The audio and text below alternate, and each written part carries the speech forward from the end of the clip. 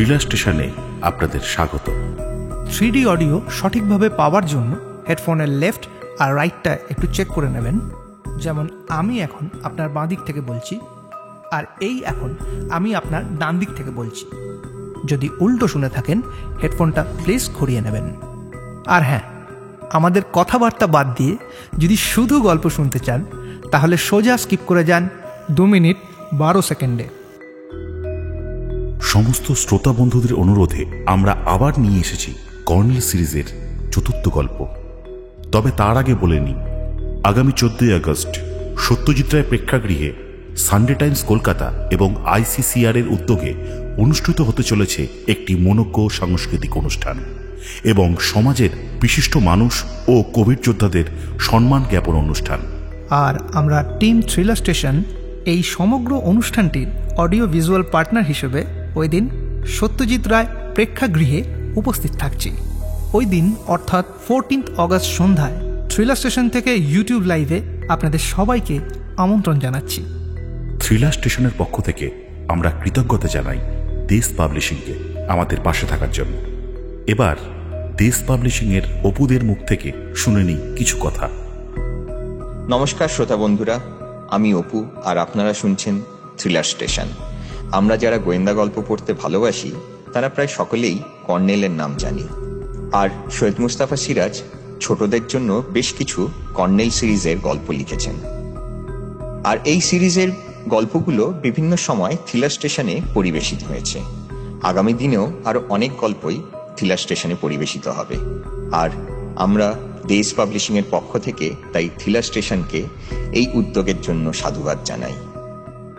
আমরা গল্প শুনবো, সেই সঙ্গে অবশ্যই বই পড়ব। বই পড়ুন আর বই উপহার দিন, এটাই দেশ পাবলিশিং এর তরফ থেকে আপনাদের কাছে আবেদন। শুরু হচ্ছে আজকের গল্প, কঙ্কগড়ের কঙ্কাল।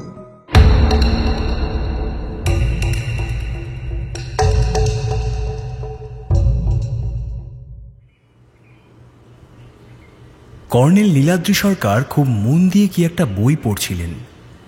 ছেঁড়া খোঁড়া মলাট, পোকায় কাটা হলদে পাতা, নিশ্চয়ই কোনো পুরনো দুষ্প্রাপ্য বই। কিন্তু শেষ মার্চের এই সুন্দর সকালবেলাটা গম্ভীর মুখে বই পড়ে নষ্ট করার কোনো মানে হয়? দাঁতে কামড়ানো চুরুট কখন নিভে গেছে এবং সাদা দাড়িতে ছাইয়ের টুকরো আটকে আছে। একটু কেশে ওর দৃষ্টি আকর্ষণের চেষ্টা করলাম, ধ্যান ভাঙল না। আমার উল্টো দিকের সোফায় বসে প্রাইভেট ডিটেকটিভ হালদার মশাই উসখুস করছিলেন। অ্যাক্টিভ নস্যি নাকে গুঁজে আনমনে বললেন, যাই গিয়া। এতক্ষণে কর্নেল বই বন্ধ করে বলে উঠলেন, হালদার মশাই কি প্রেতাত্মায় বিশ্বাস করেন? হালদার মশাইয়ের 2 চোখ গুলি হয়ে উঠল। জোরে মাথা নেড়ে বললেন, না। কেন? কর্নেল আমার দিকে তাকালেন। জয়ন্ত, তুমি? না। কর্নেল নিভে যাওয়া চুরুটটি একবার জেলে এক রাশ ধোঁয়া ছেড়ে বললেন, সমস্যা হলো, আমাকে কেউ এই প্রশ্ন করলে আমিও সোজা না বলে দিতাম। কিন্তু অসংখ্য মানুষ প্রেতাত্মায় বিশ্বাস করে, তাদের সংখ্যাই পৃথিবীতে বেশি। কাজেই তারা এই বিশ্বাসের বশে এমন সাংঘাতিক সব কাণ্ড করে বসে, কহতব্য নয়। হালদার মশাই উত্তেজিতভাবে বললেন, কে ডাকি করলো? করলো নয়, করেছিল। ভেবে দেখুন হালদার মশাই, 108টা নরবলি। কোন কি পুলিশ তারে ধরে নাই? পুলিশ এ রহস্য ভেদ করতে পারেনি। যিনি পেরেছিলেন তিনি এই বইটা লিখে গেছেন। তান্ত্রিক আদিনাথের জীবন এবং সাধনা। নামটা আমার পছন্দ। লেখকের নাম হরনাথ শাস্ত্রী। প্রায় 90 বছর আগে লেখা এবং ছাপা বই। আদিনাথ ছিলেন হরনাথের জ্যাঠামশাই। আমি বললাম, ওই তান্ত্রিক ভদ্রলোক 108টা নরবলি দিয়েছিলেন? তাই তো লিখেছেন হরনাথ। তান্ত্রিক ভদ্রলোকের বিশ্বাস ছিল ওই 108টা প্রেতাত্মা তাঁর চেলা হবে। কিন্তু শেষ রক্ষা হয়নি। একদিন ভোরবেলা স্বয়ং তান্ত্রিককেই মন্দিরের হাঁড়িকাঠের কাছে পড়ে থাকতে দেখা গিয়েছিল। মুন্ডহীন ধড়, রক্তে রক্তে ছয়লাভ, নিজেই বলি হয়ে গেলেন। হালদার মশাইয়ের গোঁফের ডগা তীর তীর করে কাঁপছিল। বললেন, মুন্ডো গেল কই? কর্নেল হেলান দিয়ে চোখ বুজে বললেন, মুন্ডু পাওয়া যায়নি। অগত্যা ধড়টা শ্মশানে নিয়ে যাওয়া হয়েছিল। হরনাথ লিখেছেন 1.5 মণ ঘি আর 8 মণ কাঠের আগুনেও তান্ত্রিকের ধড় একটুও পড়েনি। শেষে লোক জানাজানি এবং পুলিশের ভয়ে সেই মুন্ড কাটা ধড় পাথর বেঁধে নদীতে ডুবিয়ে দেওয়া হয়। অদ্ভুত ব্যাপার, পরদিন ধড়টা জলে ভেসে ওঠে। নদীতে স্রোত ছিল, অথচ ধড়টা দিব্যি স্থির ভাসছে। আমি বললাম, হরনাথবাবু দেখেছিলেন এসব ঘটনা? তখন ওর বয়স মাত্র 15 বছর, কাজী স্মৃতি থেকে লেখা। কিন্তু তারপর উনি যা লিখেছেন তা আরো অদ্ভুত। বছর 20 পরে হরনাথবাবু নাকি স্বপ্নে তান্ত্রিক জ্যাঠামশাইকে দেখতে পান। তান্ত্রিক ভদ্রলোক ভাইপোকে বলেন, কেউ যদি আমার মুন্ডুটা ধড়ের সঙ্গে জোড়া দেয়, আমি আবার সশরীরে ফিরে আসব। ততদিনে দুটোই তো কঙ্কাল, নিছক হাড় আর খুলি। হালদার মশাই সায় দিয়ে বললেন, হা, স্কেলিটন অ্যান্ড স্কাল। কর্নেল চোখ খুলে সোজা হয়ে বসলেন। কিন্তু খুলি কোথায় পোঁতা আছে হরনাথ জানতেন না, কেউই জানত না। উনি কবন্ধ মড়াটা এনে সিন্ধুকে রেখে দিয়েছিলেন। তারপর খুলির খোঁজে হন্যে হচ্ছিলেন। হঠাৎ আবার একদিন আদিনাথ স্বপ্নে দেখা দিয়ে একটা মজার ধাঁধা বললেন। ওতেই নাকি খুলির সূত্র লুকোনো আছে। 8 ঘাট বাঁধা 12-15 চাঁদা, বুড়ো শিবের শুলে আমার মাথা ছুঁলে ও রিং ক্লিং ফট, কে ছাড়াবে জট। অবাক হয়ে বললাম, আপনার তো মুখস্থ হয়ে গেছে দেখছি। কর্নেল হাসলেন। সহজে মুখস্থ হবে বলেই তো আগের দিনের লোকেরা ছড়া বাঁধত। মাস্টারমশাইরা অনেক ফর্মুলা ছড়ার আকারে ছাত্রদের শেখাতেন। হালদার মশাই উৎসাহে মাথা নেড়ে বললেন, এক কান শিখছিলাম, ইফ যদি ইজ হয়, বাট কিন্তু নট নয়। গোয়েন্দা ভদ্রলোক আরও কিছু বলতে যাচ্ছিলেন, ওকে ইশারায় থামিয়ে দিয়ে বললাম, তাই উদ্ভট বই নিয়ে মাথা ঘামানোর কারণ কি কর্নেল? কর্নেল গম্ভীর হয়ে দাড়ির ছাই ঝাড়লেন। তারপর অভ্যাস মতো চওড়া টাকে হাত বুলিয়ে বললেন, হরনাথ এই ধাঁধার জট ছাড়াতে পারেননি, ওর বংশধরেরাও পারেননি। কিন্তু সম্প্রতি যা সব ঘটছে বা ঘটেছে, তা থেকে এলাকার লোকদের বিশ্বাস জন্মেছে তান্ত্রিক আদিনাথের সশরীরে পুনরাবির্ভাব ঘটেছে। প্রথমত, সিন্ধুকের কঙ্কালটা কে বা কারা চুরি করেছে। দ্বিতীয়ত, দেবী চণ্ডিকার পোড়ো মন্দিরের সামনে পর পর 2টো নরবলি দেওয়া হয়েছে। তৃতীয়ত, রামু ধোপা সন্ধ্যের মুখে ঝিল থেকে কাপড়ের বোঁচকা গাধার পিঠে চাপিয়ে বাড়ি ফিরছিল। সবে চাঁদের আলো ফুটেছে, একটা কঙ্কাল ওর সামনে দাঁড়িয়ে হুঙ্কার দিয়ে বলল, আমি সেই আদিনাথ। রামু গোঁ গোঁ করতে করতে অজ্ঞান হয়ে গেল। হালদার মশাই বলে উঠলেন, তারপর? রামু এখন পাগল হয়ে গেছে, কিসব অদ্ভুত কথাবার্তা বলছে। অবশ্য মাঝে মাঝে ওর আচরণ কিছুক্ষণ সুস্থ মানুষের মতোই থাকে। কর্নেল বইটা ড্রয়ারে ঢুকিয়ে বললেন, গাধাটাও পাগল হয়ে বনে জঙ্গলে ঘুরে বেড়াচ্ছে, ধরা দেয় না। হালদার মশাই বললেন, but where is that place Colonel sir? Kankagarh. আপনি কি যেতে চান সেখানে? না, এমনি জিগাই।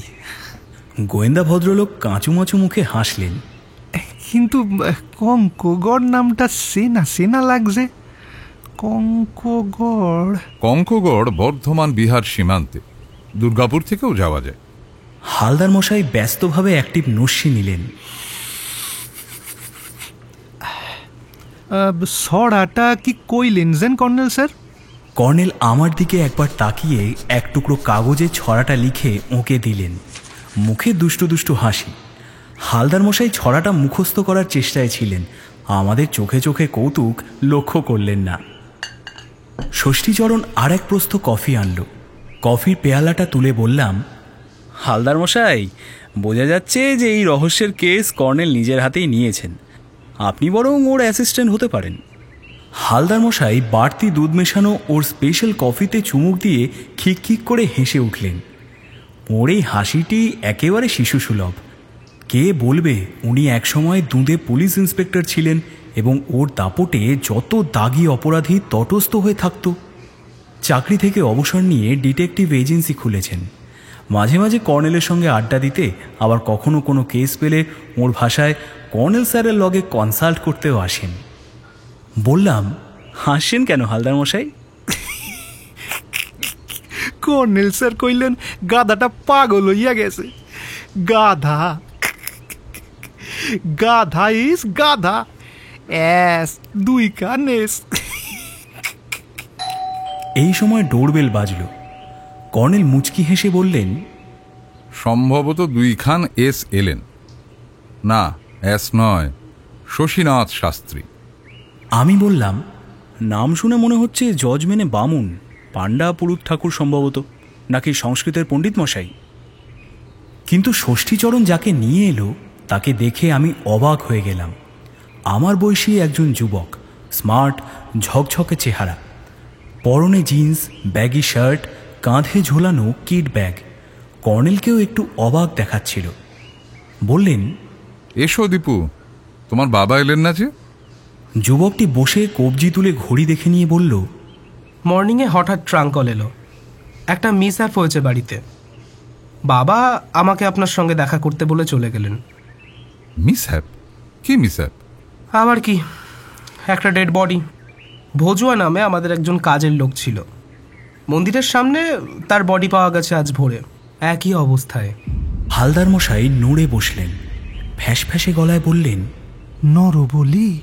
কর্নেল নির্বিকার মুখে বললেন, তোমার সঙ্গে এদের আলাপ করিয়ে দিই দীপু। হালদার মশাই, এর নাম দীপক ভট্টাচার্য। হরনাথবাবুর কথা আপনাদের বলেছি, তার পৌত্র। আর দীপু, ইনি প্রাইভেট ডিটেকটিভ কে কে হালদার। আর জয়ন্ত চৌধুরী, দৈনিক সত্য সেবক পত্রিকার রিপোর্টার। দীপক আমাকে নমস্কার করল, তারপর হালদার মশাইকে বলল, আপনি প্রাইভেট ডিটেকটিভ? হালদার মশাই খুশি মুখে বললেন, ইয়েস। কর্নেল বললেন, দীপু, বরং এক কাজ করো, তুমি হালদার মশাইকে সঙ্গে নিয়ে যাও, আমি যথাসময়ে পৌঁছবো। দীপক বলল, দুপুরে 12:30টায় একটা ট্রেন আছে, বাবা আপনাকে সঙ্গে করে নিয়ে যেতে বলেছেন। চিন্তার কিচ্ছু নেই, আমি যাবক্ষণ। আর শোনো, আমার থাকার ব্যবস্থা তোমাদের করতে হবে না। সে কি, বাবা আমাকে? না, আমি সরাসরি তোমাদের ওখানে উঠলে না আমার কাজের অসুবিধে হবে। তুমি বরং হালদার মশাইকে সঙ্গে নিয়ে যাও, তবে উনি যে প্রাইভেট ডিটেকটিভ এটা যেন কাউকে বলো না। হালদার মশাই সহাস্যে বললেন, আমারে মামা কইবেন না? কর্নেল অট্টহাসি হাসলেন। দীপুরা রাড়ের ঘটি, ওর মামা পূর্ববঙ্গীয় ভাষায় কথা বললে লোকের সন্দেহ হবে। অবশ্য আপনি তো দিব্যি স্ট্যান্ডার্ড বাংলায় কথা বলতে পারেন। তা পারি। বলে হালদার মশাই আর একটি নস্যি নিলেন। বললাম, আসলে উত্তেজনার সময় হালদার মশাইয়ের মাতৃভাষা এসে যায়। তা যাই বলো জয়ন্ত, পূর্ববঙ্গীয় ভাষার ওজন আছে। উত্তেজনাকে যথাযথভাবে প্রকাশ করতে স্ট্যান্ডার্ড বাংলা একেবারে অচল। তাই দেখো না, উত্তেজনার সময়ে যাঁরা পূর্ববঙ্গীয় ভাষা জানেন না তারা হয় হিন্দি নয় ইংরেজি বলেন। হালদার মশাই শটান উঠে দাঁড়ালেন। You are 100% correct colonel sir. বলে পকেট থেকে নেম কার্ড বের করে দীপককে দিলেন। আমি হাওড়া স্টেশনে এনকোয়ারির সামনে ওয়েট করব, চিন্তা করবেন না। গোয়েন্দা ভদ্রলোক পা বাড়িয়েছেন। কর্নেল বললেন, একটা কথা হালদার মশাই, আপনার কিন্তু একটা ছদ্মনাম দরকার। হ্যাঁ। বলে হালদার মশাই সবেগে বেরিয়ে গেলেন। ষষ্ঠীচরণ দীপকের জন্য কফি আর স্ন্যাক্স দিয়ে গেল। কর্নেল বললেন, ভোজুয়ার বয়স কত? কতদিন তোমাদের বাড়িতে ছিল সে? দীপক বলল, বয়স 50-এর কাছাকাছি হবে। ওরা পুরুষানুক্রমে আমাদের ফ্যামিলিতে ছিল। জমিদার ফ্যামিলিতে যেমন হয়, একগাদা লোকজন থাকে। অবশ্যই এখন আর নেই। ভোজুয়া কিন্তু দুর্দান্ত সাহসী লোক ছিল। ভূতপ্রেতের গল্প বলতো বটে, বিশ্বাস করতো বলে মনে হয় না। আমার ছেলেবেলায় ওর বউ মারা যায়, কিন্তু ও আর বিয়ে করেনি। আমার অবাক লাগছে, ওর মতো সাহসী আর বলবান লোককে কি করে বলি দিতে পারলো। তুমি কি প্রেতাত্মায় বিশ্বাস করো? না, ওসব স্রেফ গুলতাপ্পি। ঠাকুরদা কি সব বোগাস গপ্প ফেঁদে গেছেন, আমি একটুও বিশ্বাস করি না, বাবাও বিশ্বাস করতেন না। কিন্তু হঠাৎ দুটো নরবলির ঘটনা, তারপর পাতাল ঘর থেকে সিন্ধুকের তালা ভেঙে কি কঙ্কাল সরালো, তাই বাবার মাথা খারাপ হয়ে গেল। কর্নেল, পাতাল ঘরের কথা আমি ঠাকুমার কাছে শুনেছিলাম, কিন্তু সিন্ধুকে যে কঙ্কাল আছে তা আমি জানতাম না। নরবলির ঘটনার পর এক রাত্রে বাবা আমাকে আর ভজুয়াকে ডেকে চুপি চুপি পাতাল ঘরে ঢুকলেন।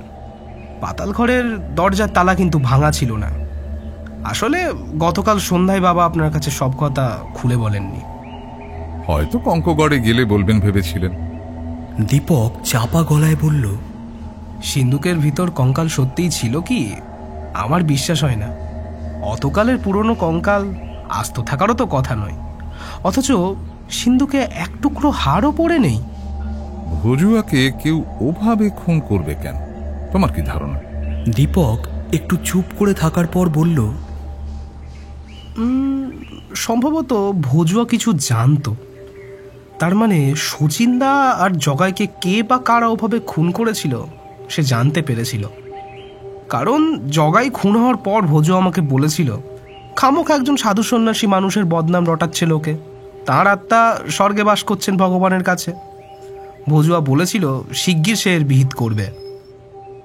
ভজুয়া বলেছিল? হ্যাঁ, দাদুর জ্যাঠামশাই সম্পর্কে ভজুয়ার খুব শ্রদ্ধা ছিল। তার ঠাকুরদার বাবা নাকি ওর সেবা করত। দীপক হঠাৎ একটু নড়ে বসল। হ্যাঁ, মনে পড়ে গেল। গত মাসে দোতলা থেকে অনেক রাতে আমি ঝিলের ধারে জঙ্গলের ভেতর আলো দেখেছিলাম। ছেলেবেলা থেকে আমি তো আসানসোলে পড়াশুনো করেছি, কঙ্কগড়ে সবসময় থাকিনি।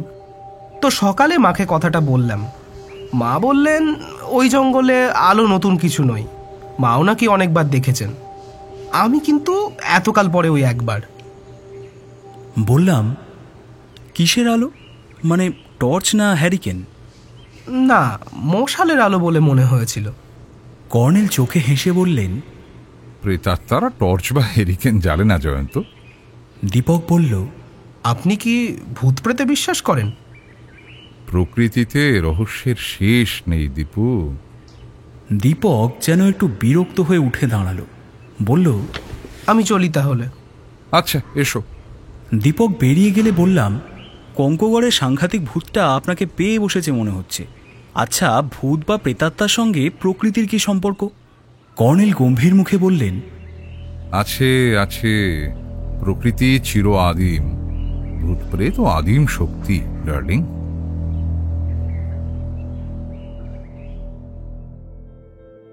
কঙ্কগড়ে আমরা উঠেছিলাম সরকারি ডাকবাংলোয়। বাংলোটি পুরনো ব্রিটিশ আমলে তৈরি, গড়নে বিলিতি ধাঁচ, কিন্তু অযত্নের ছাপ আষ্টে পৃষ্ঠে লেগে আছে। লনের ফুলবাগান আর চারপাশের দেশি বিদেশি গাছপালা একেবারে জঙ্গুলে হয়ে গেছে।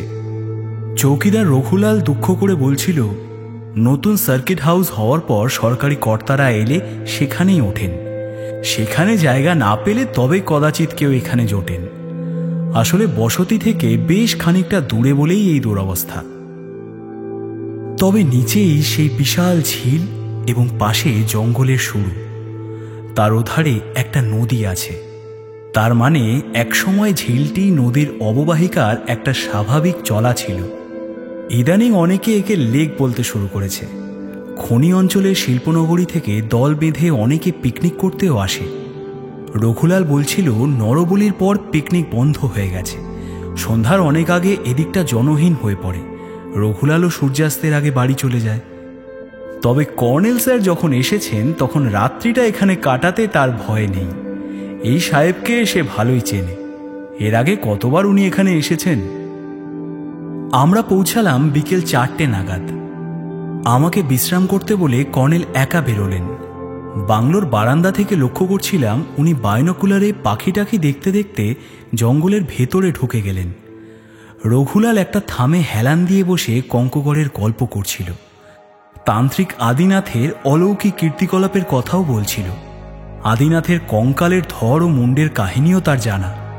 ধর ও মুন্ড জোড়া লাগলে তান্ত্রিক আদিনাথ যে সশরীরে আবার আবির্ভূত হবেন এটা সে বিশ্বাসও করে, এবং তার ধারণা এই কাজটা কেউ করতে পেরেছে এতদিনে, তাই তান্ত্রিক বাবা নিজের কাজে নেমে পড়েছেন।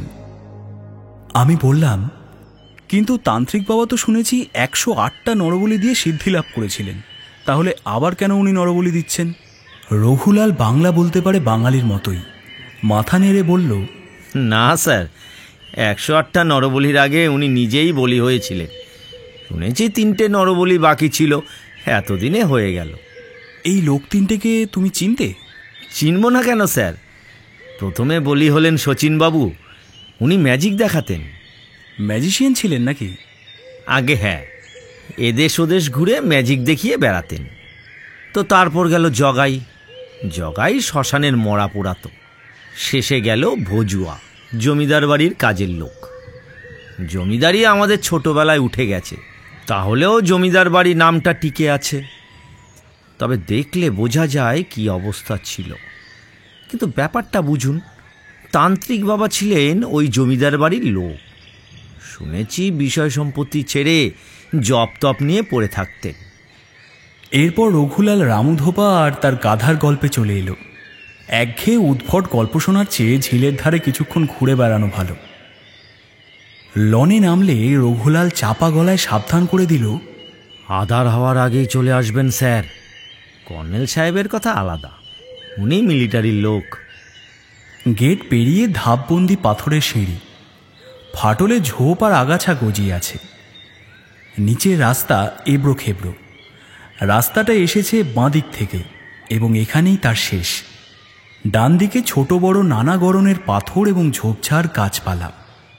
সামনে এক ফালি পায়ে চলা পথ নেমে গেছে ঝিলের ধারে। সেখানে গিয়ে দেখি একটা ভাঙাচোরা পাথুরে ঘাট। ঝিলের জলটা স্বচ্ছ। সূর্য পেছনে গাছপালার আড়ালে নেমে গেছে, তাই ঝিলে ছায়া পড়েছে। সামনে দূরে ধূসর কুয়াশা। একটা পানকৌড়ি আপন মনে ডুবসাঁতার খেলছে। একটু দূরে থামের আড়ালে কোথাও জলপিপির ডাক শোনা গেল। ঘাটের মাথায় এসে বসেছিলাম। কর্নেলের সংসর্গে মাথার ভেতরে হয়তো প্রকৃতি প্রেম ঢুকে গেছে।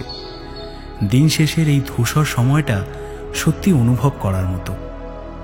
জলমাকড়সার অবিশ্বাস্য গতিতে ছোটাছুটি, জলজ ফুলের ওপর টুকটুকে প্রজাপতি ও গাংফড়িংয়ের ওড়াউড়ি, পাখপাখালির ডাক, সব মিলিয়ে জীবজগতের একটা আশ্চর্য স্পন্দন। হঠাৎ পাশে খুট করে একটা শব্দ। চমকে উঠে দেখি এক টুকরো ঢিল সদ্য গড়িয়ে পড়ছে। বুকটা ধড়াস করে উঠল। ঝটপট উঠে দাঁড়িয়ে চারপাশে তন্ন তন্ন খুঁজলাম, কাউকেই দেখতে পেলাম না। ঢিলটার দিকে তাকিয়ে চমকে উঠলাম। গার্ডার দিয়ে ভাঁজ করা এক টুকরো কাগজ বাঁধা আছে। কাঁপা কাঁপা হাতে কুড়িয়ে নিলাম। কাগজটার ভাঁজ খুলে দেখি ডট পেনের লাল কালিতে লেখা আছে, ওহে টিকটিকির চেলা, কাল সকালেই কঙ্কগড় ছেড়ে না গেলে মা চণ্ডিকার পায়ে বলি হয়ে যাবে। বুড়ো টিকটিকিকে জানিয়ে দিও। আজ রাতে প্রেতাত্মা পাঠিয়ে আগাম সংকেত দেব, সাবধান। লেখাটার উপরে একটা ওম লেখা আছে। হাতের লেখা আঁকা পাকা খুদে হরফ, খুব ব্যস্তভাবে লেখা। চিরকুটটা পকেটে ভরে আবার কিছুক্ষণ চারপাশে খুঁটিয়ে দেখলাম, না, কেউ কোথাও নেই। ঝিলের পশ্চিম পাড় এটা। উত্তর পূর্ব কোণে কঙ্কগড় বসতি এলাকা শুরু। প্যান্টের পকেট থেকে রিভলভারটা বের করে এদিকে ওদিকে নজর রেখে বাংলোর নিচে পৌঁছালাম। গা ছমছম করছিল অজানা ত্রাসে। লোকটা কি আড়াল থেকে নজর রেখেছে? আবার কিছুক্ষণ দাঁড়িয়ে থাকার পর রিভলভার পকেটে ঢুকিয়ে দ্রুত বাংলোয় উঠে গেলাম। রঘুলাল আমাকে দেখে সুইচ টিপে বাতিগুলো জ্বেলে দিল। তারপর আমার দিকে তাকিয়ে উদ্বিগ্ন মুখে বলল, আপনি কি কিছু দেখে ভয় পেয়েছেন স্যার? রুক্ষ মেজাজে বললাম, না, কেন? রঘুলাল বিনীত স্বরে বলল, আপনাকে কেমন যেন দেখাচ্ছে। কিছুই দেখাচ্ছে না, তুমি যাও, শিগগির এক কাপ চা করো। কর্নেল ফিরলেন ঘণ্টাখানেক পর। সহাস্যে বললেন, রামুর গাধাটার সঙ্গে দেখা হয়ে গেল ডার্লিং। গাধাটার সাহসের প্রশংসা করতে হয়। ওকে বুঝিয়ে বললাম, দেখো বাপু, এত বাড়াবাড়ি ভালো নয়। গাধা বলির বিধান শাস্ত্রে আছে বলে শুনিনি, তবে বলা যায় না। আস্তে আস্তে বললাম, ব্যাপারটা রসিকতা করার মতো নয় কর্নেল, রীতিমতো বিপজ্জনক। এই দেখুন। কর্নেল চিঠিটা পড়ে নিয়ে বললেন, কোথায় পেলে? ঘটনাটা বললাম। শোনার পর কর্নেল একটু বেজার মুখে বললেন, লোকটা আমাকে টিকটিকি বলেছে, এটাই আমার পক্ষে যথেষ্ট অপমানজনক। তুমি তো জানো জয়ন্ত, টিকটিকি কথাটা এসেছে ডিটেকটিভ থেকে। আমি লোকদের বোঝাতে পারি না আমি ডিটেকটিভ নই, এবং কথাটা আদতে গালাগাল। আর আজ রাতে কিন্তু ভূত পাঠাবে বলে শাসিয়েওছে। তা একটা কেন, 100টা পাঠাক, কিন্তু টিকটিকি ছি। বলে কর্নেল হাঁকলেন। রঘুলাল। রঘুলাল কিচেন থেকে ট্রেতে কফির পট পেয়ালা সাজিয়ে এনে টেবিলে রাখল। সেলাম দিয়ে বলল, কর্নেল স্যারকে আসতে দেখেই আমি কফি বানাতে গিয়েছিলাম। কর্নেল চোখে কৌতুক ফুটিয়ে বললেন, খবর পেয়েছি আজ রাতে এ বাংলোয় ভূত এসে হানা দেবে। তৈরি থেকো রঘুলাল। রঘুলাল কাঁচুমাচু মুখে হাসল। কর্নেল স্যার থাকতে ভূত পেরেত ডাক বাংলোর কাছে ঘেঁষতে সাহস পাবে না। কিন্তু স্যার, একটু আগে আমার মেয়ে দুলারি এসেছিল, বলল ওর মায়ের খুব জ্বর। আমি ওকে ডাক্তারবাবুর কাছে যেতে বললাম, তো না না, তুমি বাড়ি চলে যেও। রাতের খাবারটা বরং এখনই তৈরি করে রাখো, হ্যাঁ, আমরা খেয়ে নেবক্ষণ।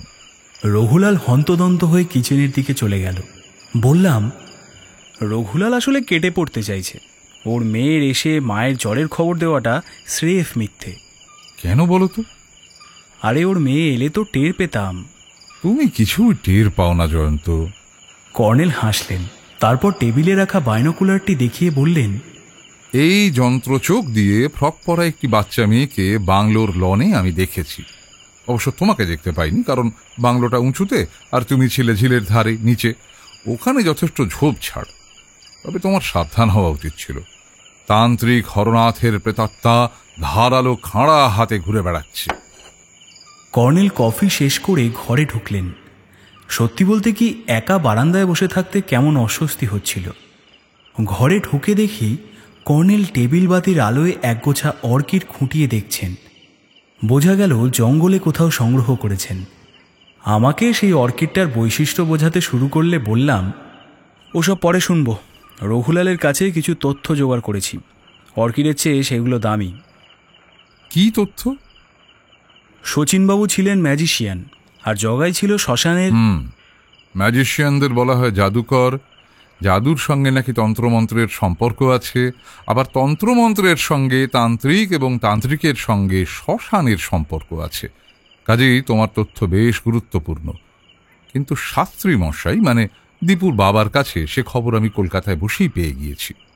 চাপা গলায় বললাম, যাই বলুন, এই রঘুলাল লোকটিকে আমার না পছন্দ হচ্ছে না। খুব ধূর্ত, আমাকে ভয় দেখাচ্ছিল জানেন। তাছাড়া ঝিলের ঘাট থেকে বাংলোয় ফেরার সময় কি করেও টের পেল যে আমি সত্যি সত্যি ভয় পেয়েছি। বলল, আপনি কি ভয় পেয়েছেন? আপনাকে কেমন যেন দেখাচ্ছে।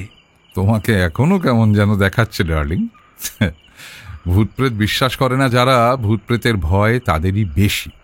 বিশেষ করে ভূতের চিঠি ভূতের চেয়ে সাংঘাতিক। চটে গিয়ে বললাম, শুনুন, ভূতপ্রেত হুমকি দিয়ে চিঠিটা লেখেনি, লিখেছে কোনো মানুষ।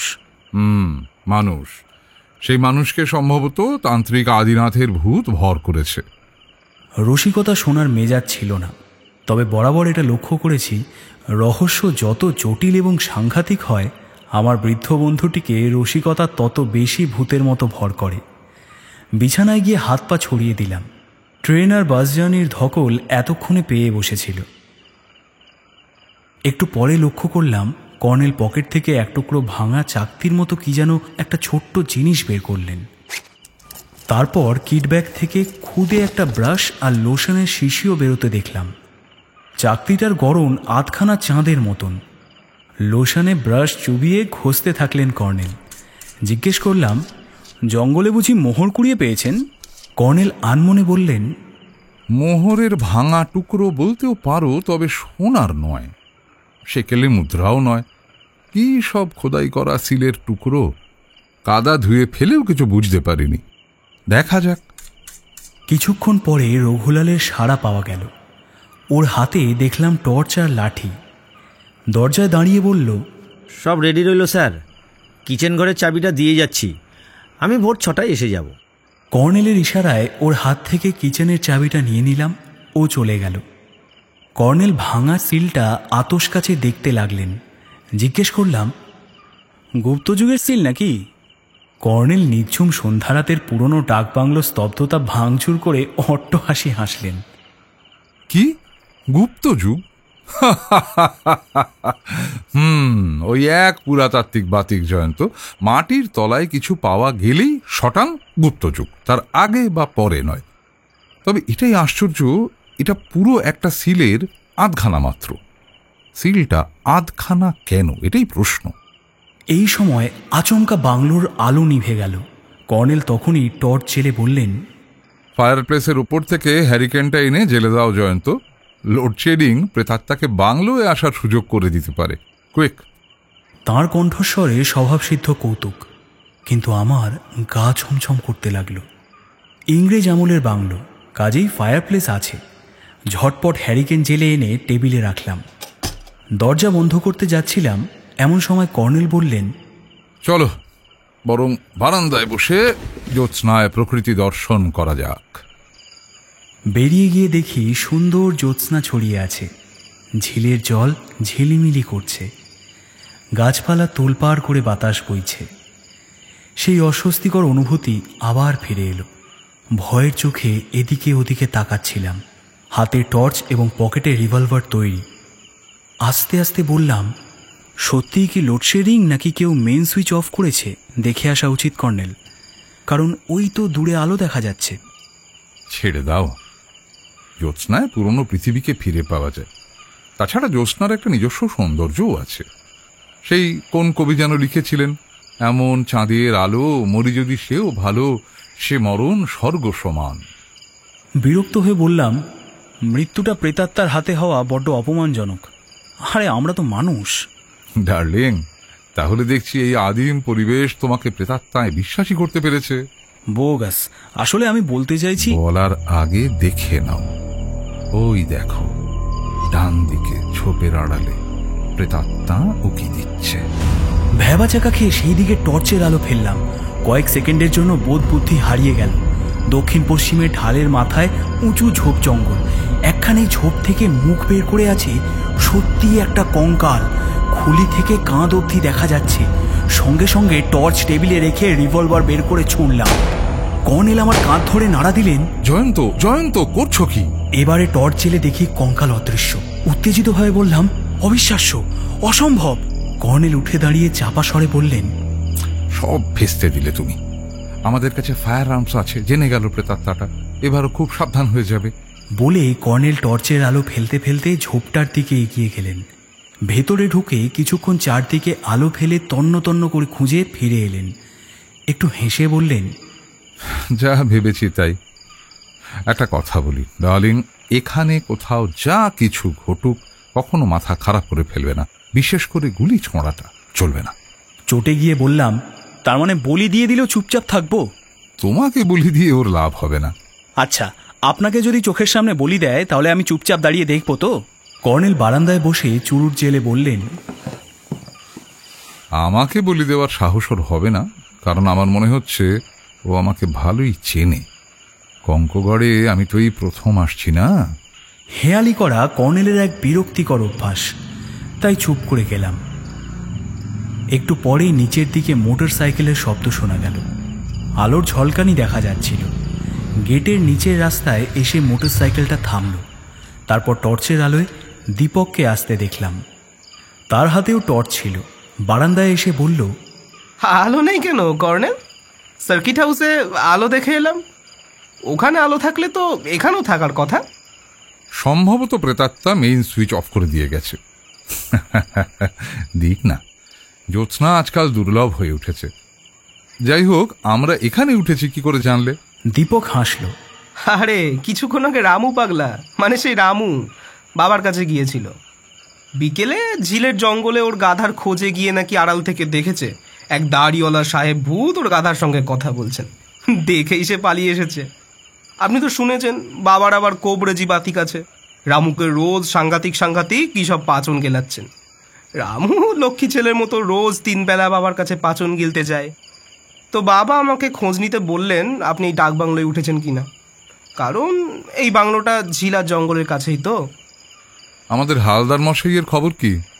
ওকে নিয়ে প্রবলেম। সকালে ব্রেকফাস্ট করে বেরিয়েছেন, এখনও ফেরেননি। গতকালও তাই, রাত দুপুরে ফিরেছিলেন। আজ কখন ফেরেন কে জানে। কত দূর এগোলেন কিছু বলেছেন তোমাকে? ঠাকুরদার জ্যাঠামশাইয়ের খুলি কোথায় পোঁতা ছিল সেই জায়গাটা নাকি উনি খুঁজে পেয়েছেন, কিন্তু আপাতত আমাকে জায়গাটা দেখাতে চান না। যথা সময় নাকি দেখাবেন। That's much. দীপক উঠে দাঁড়ালো। মেইন সুইচটা দেখে আসি, এইভাবে বসে থাকার কোনো মানে হয় না। থাক দীপু, পরে আলো জ্বালা হবে। তুমি গিয়ে দেখো হালদার মশাই ফিরলেন কিনা। ওর জন্য আমার একটু চিন্তাই হচ্ছে। গোয়েন্দা হিসেবে পাকা, পুলিশের প্রাক্তন দারোগা, দুর্দান্ত সাহসী, তবে বড্ড হঠকারী মানুষ। আর শোনো, আমার সঙ্গে প্রকাশ্যে যোগাযোগ করো না, দরকার হলে আমি করে নেব। বাবাকে বলো আমরা খাসা আছি, প্রেতাত্মা দর্শনেরও সৌভাগ্য হয়েছে। দীপক চমকে উঠল। মাই গুডনেস, প্রেতাত্মা মানে? ভূত। দীপু, তুমি এক্ষুনি কেটে পড়ো। দীপক হেসে ফেলল। ঠিক আছে, চলি বলে চলে গেল। কিচেনের পাশে মেন সুইচ সত্যি নামানো ছিল। আমার সন্দেহ রঘুলালই কাজটা করেছে, কিন্তু কর্নেল তা মানতে রাজি নন। রঘুলাল তার চেনা লোক, অমন বিশ্বাসী লোক নাকি তিনি জীবনে দেখেননি। দুর্লভ প্রজাতির পাখি, প্রজাপতি, অর্কিডের খোঁজে বহুবার তিনি কঙ্কগড়ে এসেছেন। রঘুলাল তার সেবা যত্নের কোনো ত্রুটি করেনি, তার সঙ্গী হয়েও ঘুরেছে। তবে লোকটি কিন্তু পাকা রাঁধুনি, স্বীকার না করে পারলাম না। খাওয়ার পর বারান্দায় কিছুক্ষণ গল্প সল্প করে যখন শুয়ে পড়লাম, তখন রাত প্রায় 10টা বাজে। আমার ঘুম আসছিল না। কর্নেল কিন্তু দিব্যি নাক ডাকিয়ে ঘুমোচ্ছেন। জানলার দিকে তাকাতে আমার ভয় করছে। এই বুঝি তান্ত্রিক আদিনাথের কঙ্কাল এসে উঁকি দেবে। কখন যেন ঘুমিয়ে পড়েছিলাম। হঠাৎ কর্নেলের ডাকে ঘুম ভেঙে গেল। চাপা স্বরে তিনি বললেন, উঠে পড়ো ডার্লিং, শিগগির। ধর্মর করে উঠে বসে বললাম, হ্যাঁ, সকাল হয়ে গেল নাকি? না, রাত 1:30 বাজে, এখনই বেরিয়ে পড়া দরকার। ওঠো ওঠো। কোথায়? বাইরে গিয়ে দেখো, তাহলেই বুঝতে পারবে। দরজা কর্নেলই খুলে রেখেছেন। বাংলোর লনে আলো পড়ছে, তার ওধারে আদিম প্রকৃতি। ঝিলের দক্ষিণে জঙ্গলের ভেতর একটা আলো চোখে পড়ল। আলোটা নড়াচড়া করছে। বললাম, দীপক এই আলোর কথাই বলেছিল তাহলে? হ্যাঁ, সেই আলো। ঝটপট রেডি হয়ে নাও। টর্চ, ফায়ার আর্মস সঙ্গে নেবে, কিন্তু সাবধান, আলো জ্বালবে না বা মাথা খারাপ করে গুলি ছুঁড়বে না। কর্নেল তৈরি হয়েই ছিলেন। আমি তৈরি হয়ে বেরোলে দরজায় তালা এঁটে দিলেন। তারপর দুজনে গেট পেরিয়ে সিঁড়ি দিয়ে নিচে রাস্তায় নামলাম। এবার কর্নেল আগে, আমি পেছনে। জ্যোৎস্নার জন্য জঙ্গলের ভেতরটা মোটামুটি স্পষ্ট, কোথাও চকরা বকরা, কোথাও ঘন ছায়া। শনশন করে বাতাস বইছে। কর্নেল যেভাবে এগিয়ে যাচ্ছেন বুঝতে পারলাম এই জঙ্গল ওর পরিচিত। সেই আলোটা কখনো কখনো আড়ালে পড়ে যাচ্ছে। আলোটা জ্বলছে ঝিলের দক্ষিণ পূর্ব কোণে। প্রায় 15 মিনিট পরে আমরা যেখানে পৌঁছালাম সেখানে একটা ধ্বংসস্তূপ। কর্নেল গুঁড়ি মেরে জঙ্গলে ঢাকা স্তূপের মাঝখান দিয়ে এগোলেন। ফিসফিস করে বললেন, চুপচাপ এসো, কোনো শব্দটি নয়। খানিকটা এগিয়ে একটা উঁচু প্রকাণ্ড বটগাছের তলায় গেলাম দুজনে।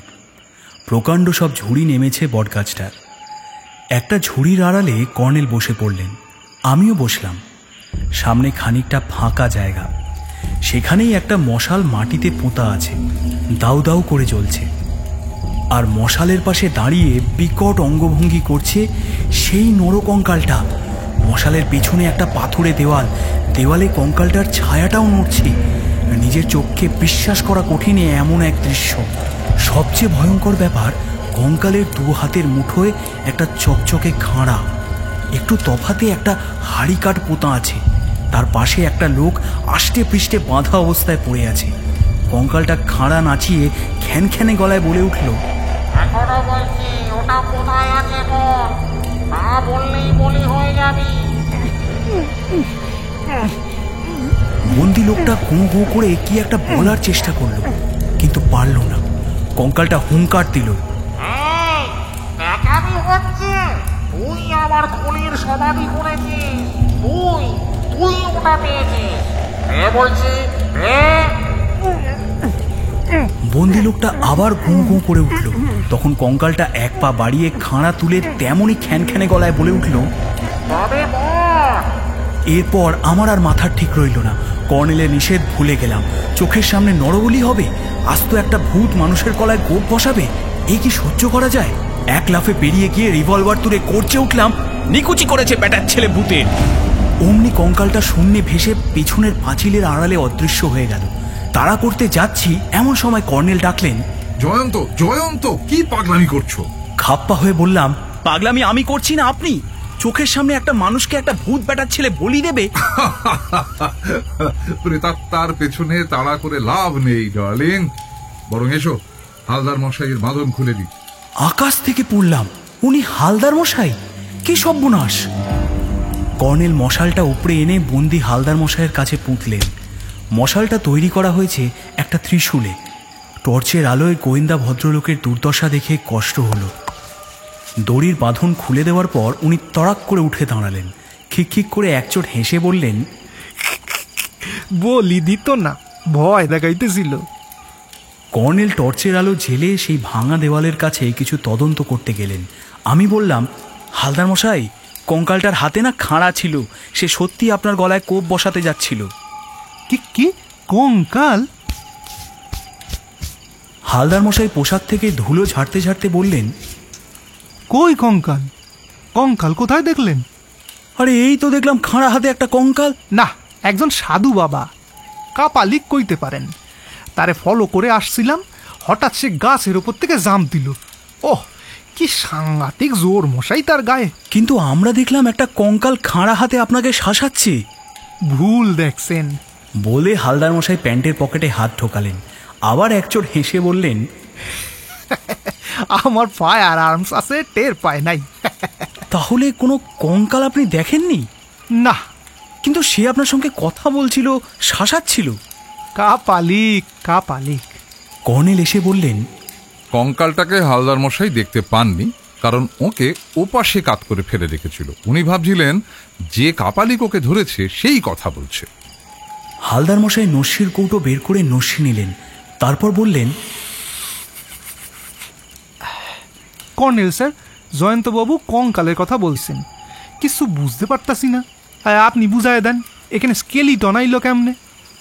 পরে বুঝিয়ে দেব। এদিকটায় ঝিলের একটা ঘাট আছে, চলুন ঝিলের জলে ঘাড়ে আর চোখে মুখে জলের ঝাপটা দেবেন, ব্রেন ঝরঝরে হয়ে যাবে। কর্নেল মশালটা মাটিতে ঘষতে নেভালেন।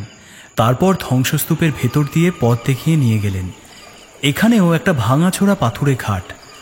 হালদার মশাই রোগড়ে হাত মুখ ধুলেন, কাঁধে জলের ঝাপটা দিলেন। তারপর বললেন, ওই যা, হোয়ার আর মাই শুজ আর মাই টর্চ? কর্নেল হাসলেন। দেখলেন তো জল আপনার ব্রেনকে কেমন চাঙ্গা করে দিয়েছে। হালদার মশাই জুতো দুটো ওপাশে একটা ভাঙা মন্দিরের তলায় অনেক খোঁজার পর পাওয়া গেল, কিন্তু টর্চটা পাওয়া গেল না। এদিকটায় একসময় দালান কোঠা ছিল, তা বোঝা যাচ্ছে। কর্নেলকে জিজ্ঞেস করলে বললেন, হ্যাঁ, এখানেই কঙ্কগড়ের রাজধানী ছিল, এখন জঙ্গল। মুঘল আমলের একটা গড়ও ছিল, সেটা এই জঙ্গলের দক্ষিণ পশ্চিমে, এখন একটা ঢিবি মাত্র। যাই হোক, আর এখানে নয়, বাংলোয় ফেরা যাক, চলো। হালদার মশাই শ্বাস ছেড়ে বললেন, হ্যাঁ, টর্চটা গেল, কাপালিকেরই কাজ। কাপালিক আপনার টর্চ কুড়োনোর সময় পায়নি, কাল সকালে এসে বরং ভালো করে খুঁজবেন। আমরা কয়েক পা এগিয়েছি, হঠাৎ পেছন থেকে এক ঝলক টর্চের আলো এসে পড়ল। তারপর দীপকের সাড়া পেলাম। হালদার মশাই ঘুরে দাঁড়িয়ে সহাস্যে বললেন, আরে এসো ভাগ্নে, এসো, মামা ভাগ্নে একসঙ্গে বাড়ি ফিরবো। দীপক প্রায় দৌড়ে এলো, উত্তেজিতভাবে বলল, জঙ্গলে আলো দেখতে পেয়েছিলাম কিছুক্ষণ আগে, তাই বেরিয়ে পড়েছিলাম। জঙ্গলে ঢুকতে যাচ্ছি, হঠাৎ একটা বিকট হাসি শুনলাম। টর্চটা জেলে দেখি কঙ্কাল। হ্যাঁ, আস্ত কঙ্কাল। দীপকের হাতে একটা বল্লম দেখা গেল। সেটা তুলে সে বলল, বল্লমটা তাক করতেই কঙ্কালটা ভ্যানিশ। নিজের চোখে বিশ্বাস করতে পারছি না কর্নেল, তবে আমি মরিয়া হয়ে উঠেছিলাম। কি করা উচিত ভাবছি, সেই সময় ঝিলের ঘাটে টর্চের আলো চোখে পড়ল, আপনাদের কথাবার্তা শুনতে পেলাম। আলোটা দেখেই কি আপনারাও এখানে এসেছিলেন? হ্যাঁ, এবং আমরাও কঙ্কালটাকে দেখেছি।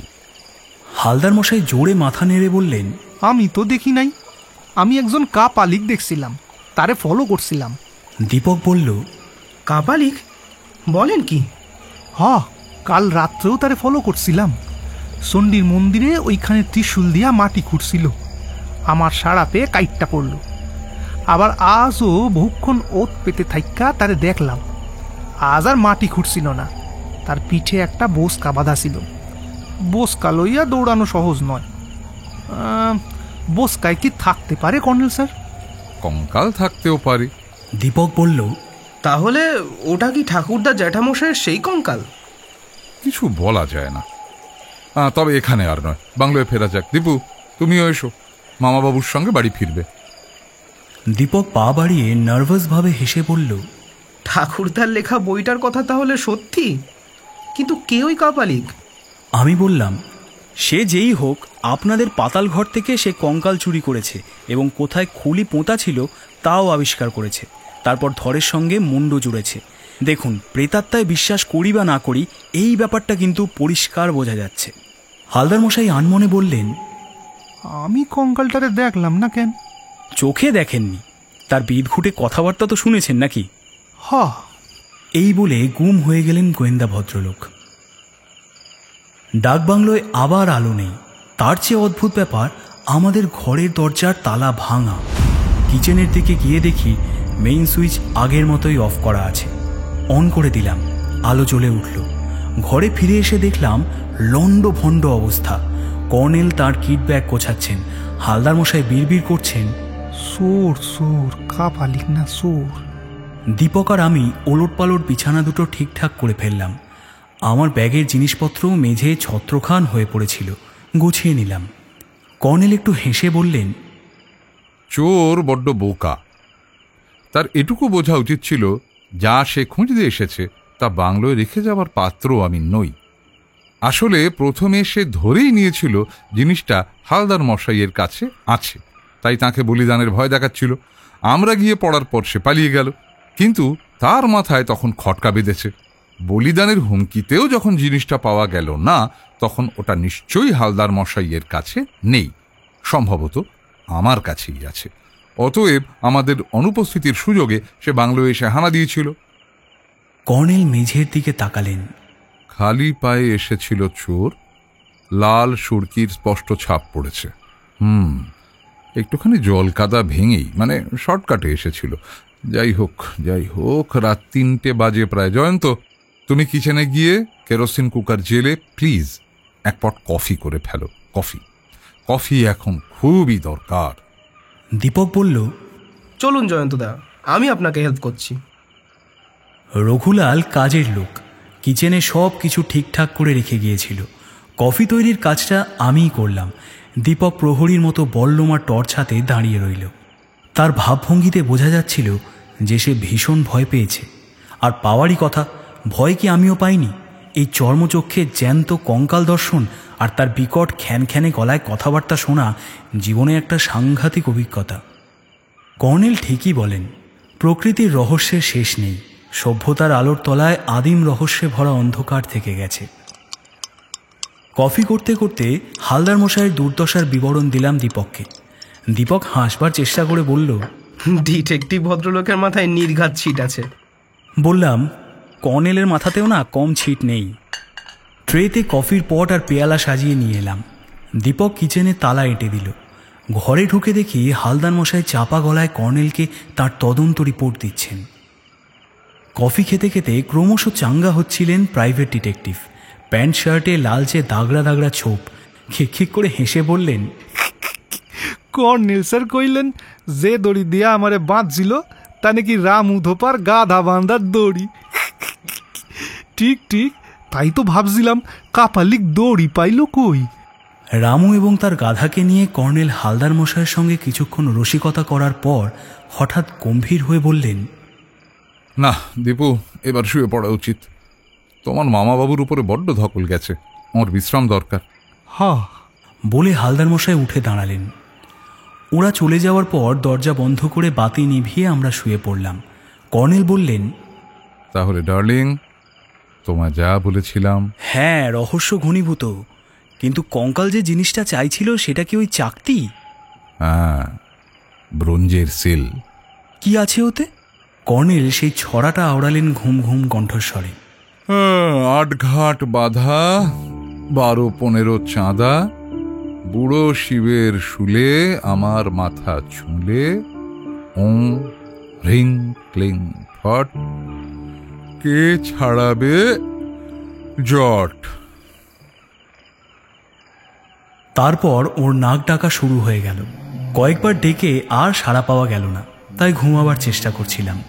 কিন্তু এমন সাংঘাতিক অভিজ্ঞতার পর ঘুমোনো কি যায়? বারবার সেই দৃশ্যটা চোখে ভাসছিল। মশালের আলোয় ভাঙা দেওয়ালের ধারে একটা নরকঙ্কাল, দুহাতে চকচকে খাঁড়া, তার ওই খ্যানখ্যানে অদ্ভুত কণ্ঠস্বর।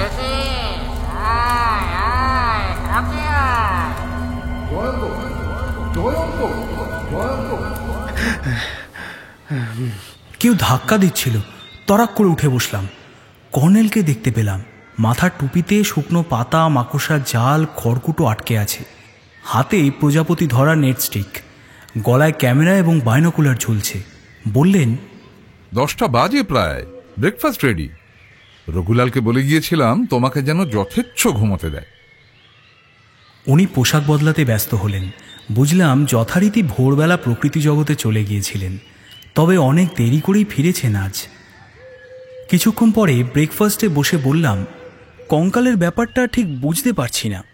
সত্যিই কি ওটা তান্ত্রিক আদিনাথের কঙ্কাল? কর্নেল দাড়ি থেকে একটা পোকা বের করে উড়িয়ে দিলেন। বললেন, কাল রাতেই একটা বোঝাপড়া হয়ে যেত, কিন্তু তোমার হঠকারিতার জন্যই সব ভেস্তে গেল। তুমি যদি আমার কথা মেনে চুপচাপ থাকতে, আমাকে আর বেশি পরিশ্রম করতে হতো না। কি মুশকিল, ব্যাটার ছেলে হালদার মশাইয়ের গলায় খাঁড়ার কোপ চালাতে যাচ্ছিল যে। কর্নেল আনমনে বললেন, যা হওয়ার হয়ে গেছে, চলো খেয়ে নিয়ে বেরোনো যাক। ওই ভুতুরে জঙ্গলে? না, শ্মশানে। কঙ্কাল দর্শনের পর শ্মশান যাত্রা। যদিও দিন দুপুর, কিন্তু ব্যাপারটা বেশ অস্বস্তিকর। কর্নেলের সঙ্গে হাঁটতে হাঁটতে বনবাদার ভেঙে যেখানে পৌঁছালাম, সেখানে একটা নদী, নামেই নদী, বালি আর পাথরে ঠাসা অগভীর একটা সুতা।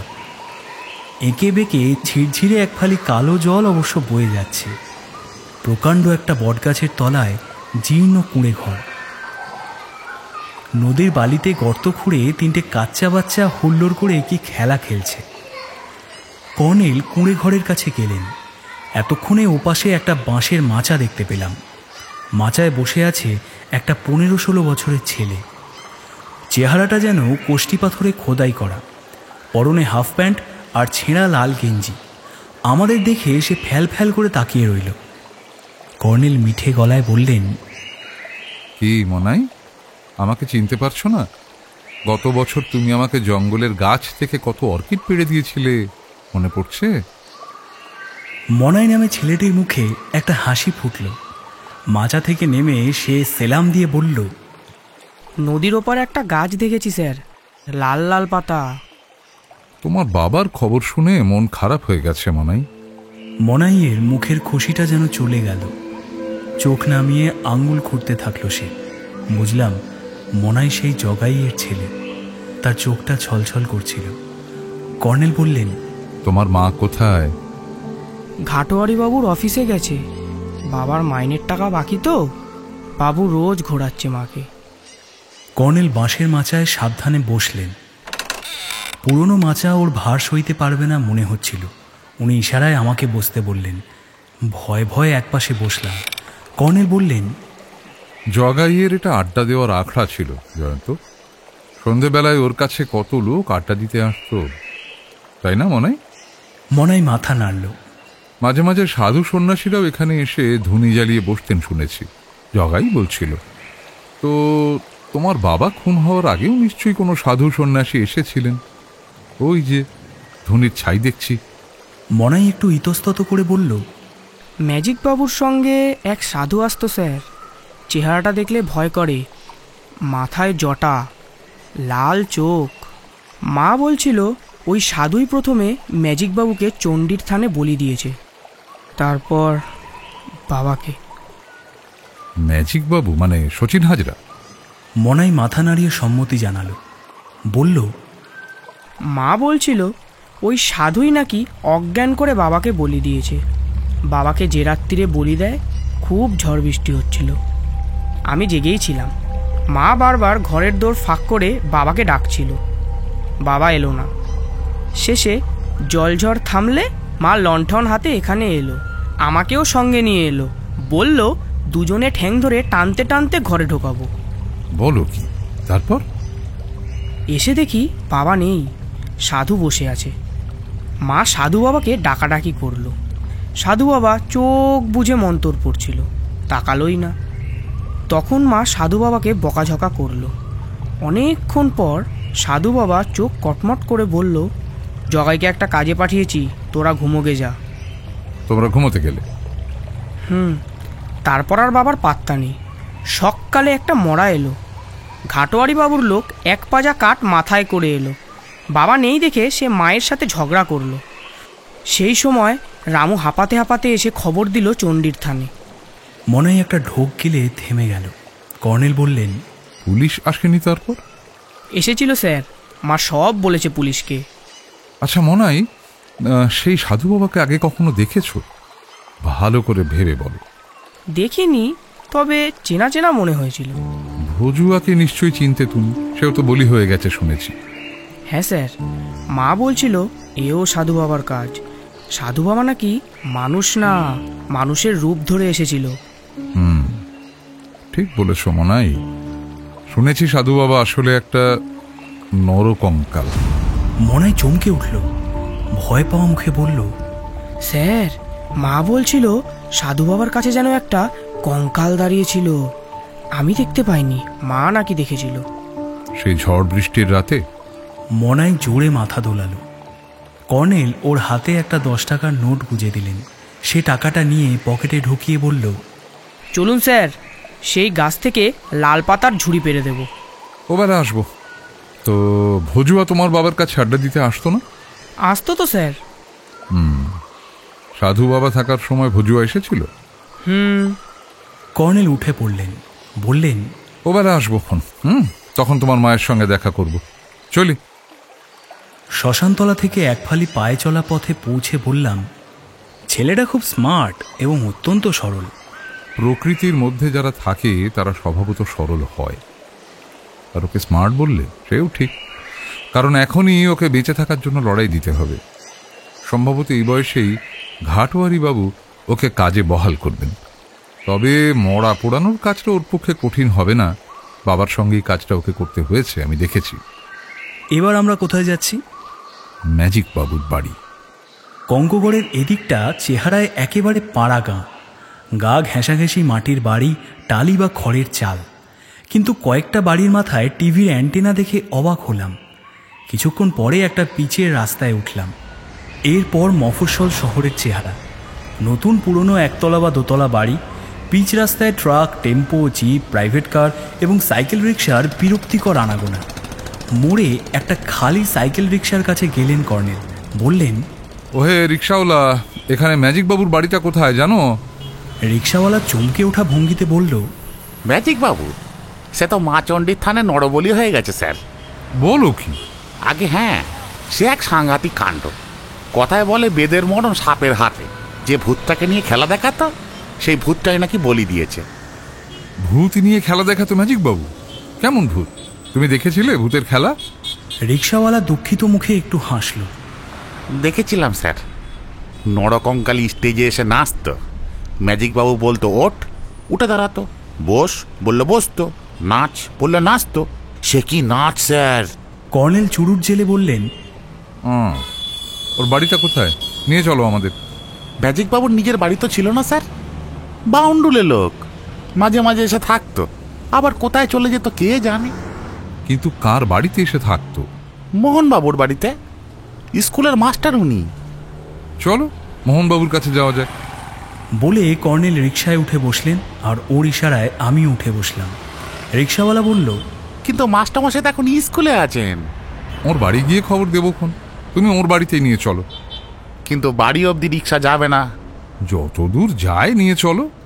রিক্সাওয়ালা অনিচ্ছা অনিচ্ছা করে প্যাডেলে চাপ দিল। যেতে যেতে বলল, মাস্টারমশাইয়ের বাড়িতে গেলে এখন কাউকে পাবেন না, মিছিমিছি হয়রান হবেন স্যার। কেন, বাড়িতে লোক নেই? না, মাস্টারমশাই একা থাকেন, বিয়ে টিয়ে করেননি। বিধবা দিদিকে এনে রেখেছিলেন, তিনিও সঙ্গে গেছেন। ম্যাজিক বাবুর সঙ্গে নিশ্চয়ই কোনো সম্পর্ক ছিল মাস্টারমশাইয়ের। শুনেছি পিস্তুত না মাস্তুত ভাই ওরা। পিচ রাস্তা ছেড়ে খোয়া ঢাকা এবড়ো খেবড়ো ঘিঞ্জি গলির একটা রাস্তায় রিক্সাটা এগোচ্ছিল। একসময় নিরিবিলি একটা জায়গায় পৌঁছালাম। কাছাকাছি বাড়ি নেই, শুধু চড়াজীর্ণ ছোট ছোট মন্দির আর পোড়ো ভিটে। জঙ্গল গজিয়ে আছে চারদিকে। সংকীর্ণ রাস্তাটা সোজা এগিয়ে গেছে। একধারে রিক্সা দাঁড় করিয়ে রিক্সাওয়ালা বলল, আর যাওয়া যাবে না স্যার, এই যে পায়ে চলা রাস্তাটা দেখছেন, সিধে গিয়ে বাঁ দিকে তাকাবেন, মাস্টারমশাইয়ের বাড়ি দেখতে পাবেন।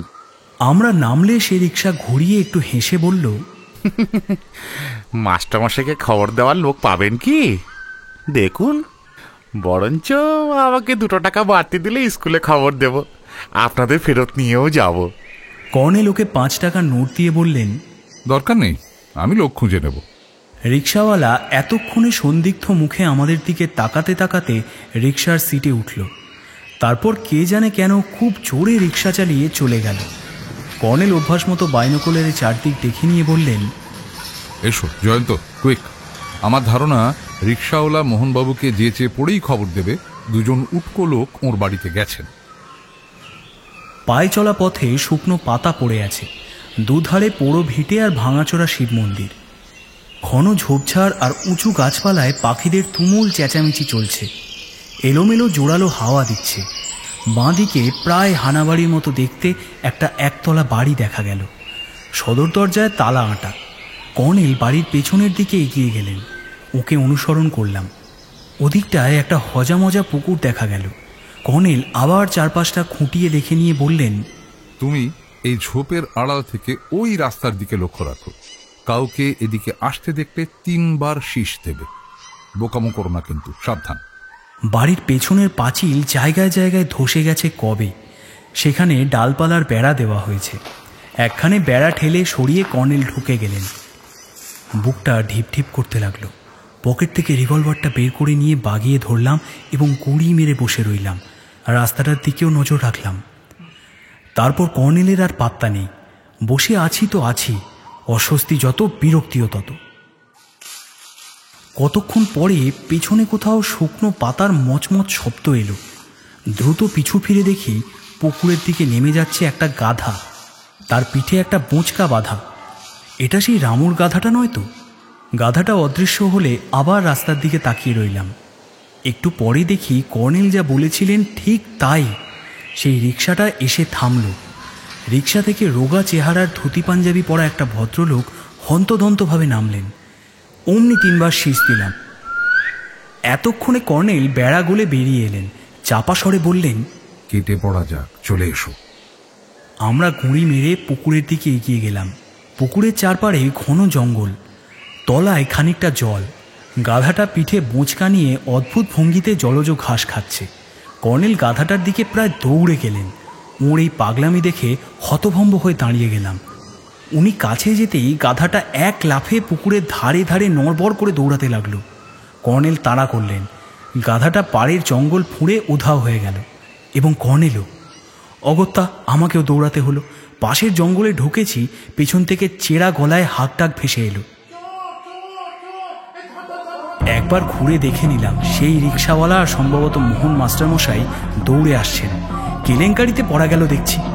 জঙ্গল পেরিয়ে গিয়ে দেখলাম কর্নেল বা গাধা কেউ নেই। এদিকটায় হলুদ ফুলে ঢাকা সর্ষে আর সবুজ ধান ক্ষেত। ডান দিকে পোড়ো ভিটে এবং ভাঙাচোরা মন্দির। লুকিয়ে পড়ার জন্য সেদিকটা দৌড়ে গেলাম। পেছনের চেঁচামেচি ততক্ষণে বন্ধ হয়ে গেছে। হাঁপাতে হাঁপাতে একটা ভাঙা শিব মন্দিরের আড়ালে গিয়ে গুঁড়ি মেরে বসলাম। তারপরে কর্নেলকে দেখতে পেলাম। চোখে বাইনোকুলার রেখে একটা উঁচু গাছের ডগায় কিছু দেখছেন। কাছে গিয়ে বললাম, কি অদ্ভুত কাণ্ড আপনার? ডার্লিং, আমার চেয়ে অদ্ভুত কাণ্ড করলো রামুর গাধাটা। রামু পাগল হয়েছে, গাধাটার তো পাগল হওয়ার কথা নয়। বিরক্ত হয়ে বললাম, আর একটু হলেই কেলেঙ্কারি হতো। সেই রিক্সাওয়ালা আর মোহনবাবু আমার পেছনে চোর চোর ধর ধর বলে তাড়া করেছিলেন। কর্নেল বাইনোকুলার নামিয়ে বললেন, তোমাকে দেখে ফেলেছিলেন নাকি? হ্যাঁ। সেটা তোমারই বোকামো, আমার পেছন পেছন তোমারও দৌড়ানো উচিত ছিল। বলে কর্নেল চারপাশটা দেখে নিয়ে পা বাড়ালেন। সোজা এগিয়ে সেই পিচের রাস্তায় পৌঁছলাম দুজনে। তারপর একটা খালি সাইকেল রিক্সা দাঁড় করিয়ে কর্নেল বললেন, জমিদার বাড়ি, তাড়াতাড়ি চলো ভাই। আকার প্রকারে মনে হচ্ছিল এসব বাড়িকেই হয়তো একসময় বলা হতো সাতমহলা পুরী, কিন্তু এখন হতশ্রী অবস্থা। দেউড়ি আছে এবং মাথায় দুটো সিংহও আছে, কিন্তু সিংহের পেট ফুঁড়ে অশ্বত্থ চারা গজিয়েছে। দারোয়ান থাকার কথা নয়। দুধারে পাম গাছ এবং এবড়ো খেবড়ো একফালি রাস্তা। পোর্টিকোর তলায় গিয়ে রিক্সা থেকে দুজনে নামলাম। তারপর হল ঘরের দরজায় দীপককে দেখলাম। দীপক বলল, আসুন আসুন, ওপর থেকে আপনাদের দেখতে পেলাম। আবার কোনো গন্ডগোল হয়নি তো? কর্নেল বললেন, না। তোমার বাবা আছেন? বাবা স্কুলে গেলেন একটু আগে। ম্যানেজিং কমিটির মিটিং আছে, উনি তো কমিটির সেক্রেটারি। ভেতরে আসুন। হল ঘরে ঢুকে কর্নেল বললেন, হালদার মশাইয়ের খবর কি? ব্রেকফাস্ট করে সেই বেরিয়েছেন। অদ্ভুত মানুষ বটে। আচ্ছা দীপু, তোমাদের পাতাল ঘরের চাবি কার কাছে থাকে? ভজুয়ার কাছে নিচে কিছু ঘরের চাবি থাকতো, কারণ সেই এসব ঘরের দেখাশোনা করত। আসলে ভজুয়া যে ঘরে থাকতো তার পাশে একটা ঘরে পুরনো ভাঙাচোরা আসবাবপত্র ঠাসা আছে। ওই ঘরের কোণাতেই পাতাল ঘরে নামার গোপন সিঁড়ি রয়েছে। ঘরটা একটু দেখতে চাই, মানে সেই সিন্দুকটা। 1 মিনিট, মায়ের কাছ থেকে চাবি নিয়ে আসছি। একটু পরে সে চাবির গোছা নিয়ে ফিরে এলো। গোলক ধাঁধার মতো কয়েকটা ঘরের ভেতর দিয়ে সেই ঘরটাতে নিয়ে গেল সে। দরজা খুলে সুইচ টিপে আলো জ্বালল। আবর্জনার মতো পুরনো চেয়ার, টেবিল, খাট ইত্যাদির স্তূপে ঘরটা ভর্তি। এক কোণে কাঠের আলমারি দাঁড় করানো আছে। দীপক সেটা ঠেলে সরাতেই একটা ছোট্ট দরজা দেখা গেল। সে দরজা খুলে গোপন সুইচ টিপে আলো জ্বালল। বলল, আসুন। সিঁড়ি দিয়ে নেমে ছোট্ট একটা ঘরে পৌঁছালাম। কেমন ভ্যাপসা দুর্গন্ধ। দেওয়ালে সিঁদুরের ছোপে একটা স্বস্তিকা আঁকা। তার নিচেই রাখা কালো কাঠের সিন্দুকটা দীপক খুলল। কর্নেলের পকেটে সবসময় টর্চ থাকে দেখছি। টর্চের আলোয় তিনি ভেতরটা খুঁটিয়ে দেখতে থাকলেন। ততক্ষণে দুর্গন্ধে আমি অস্থির।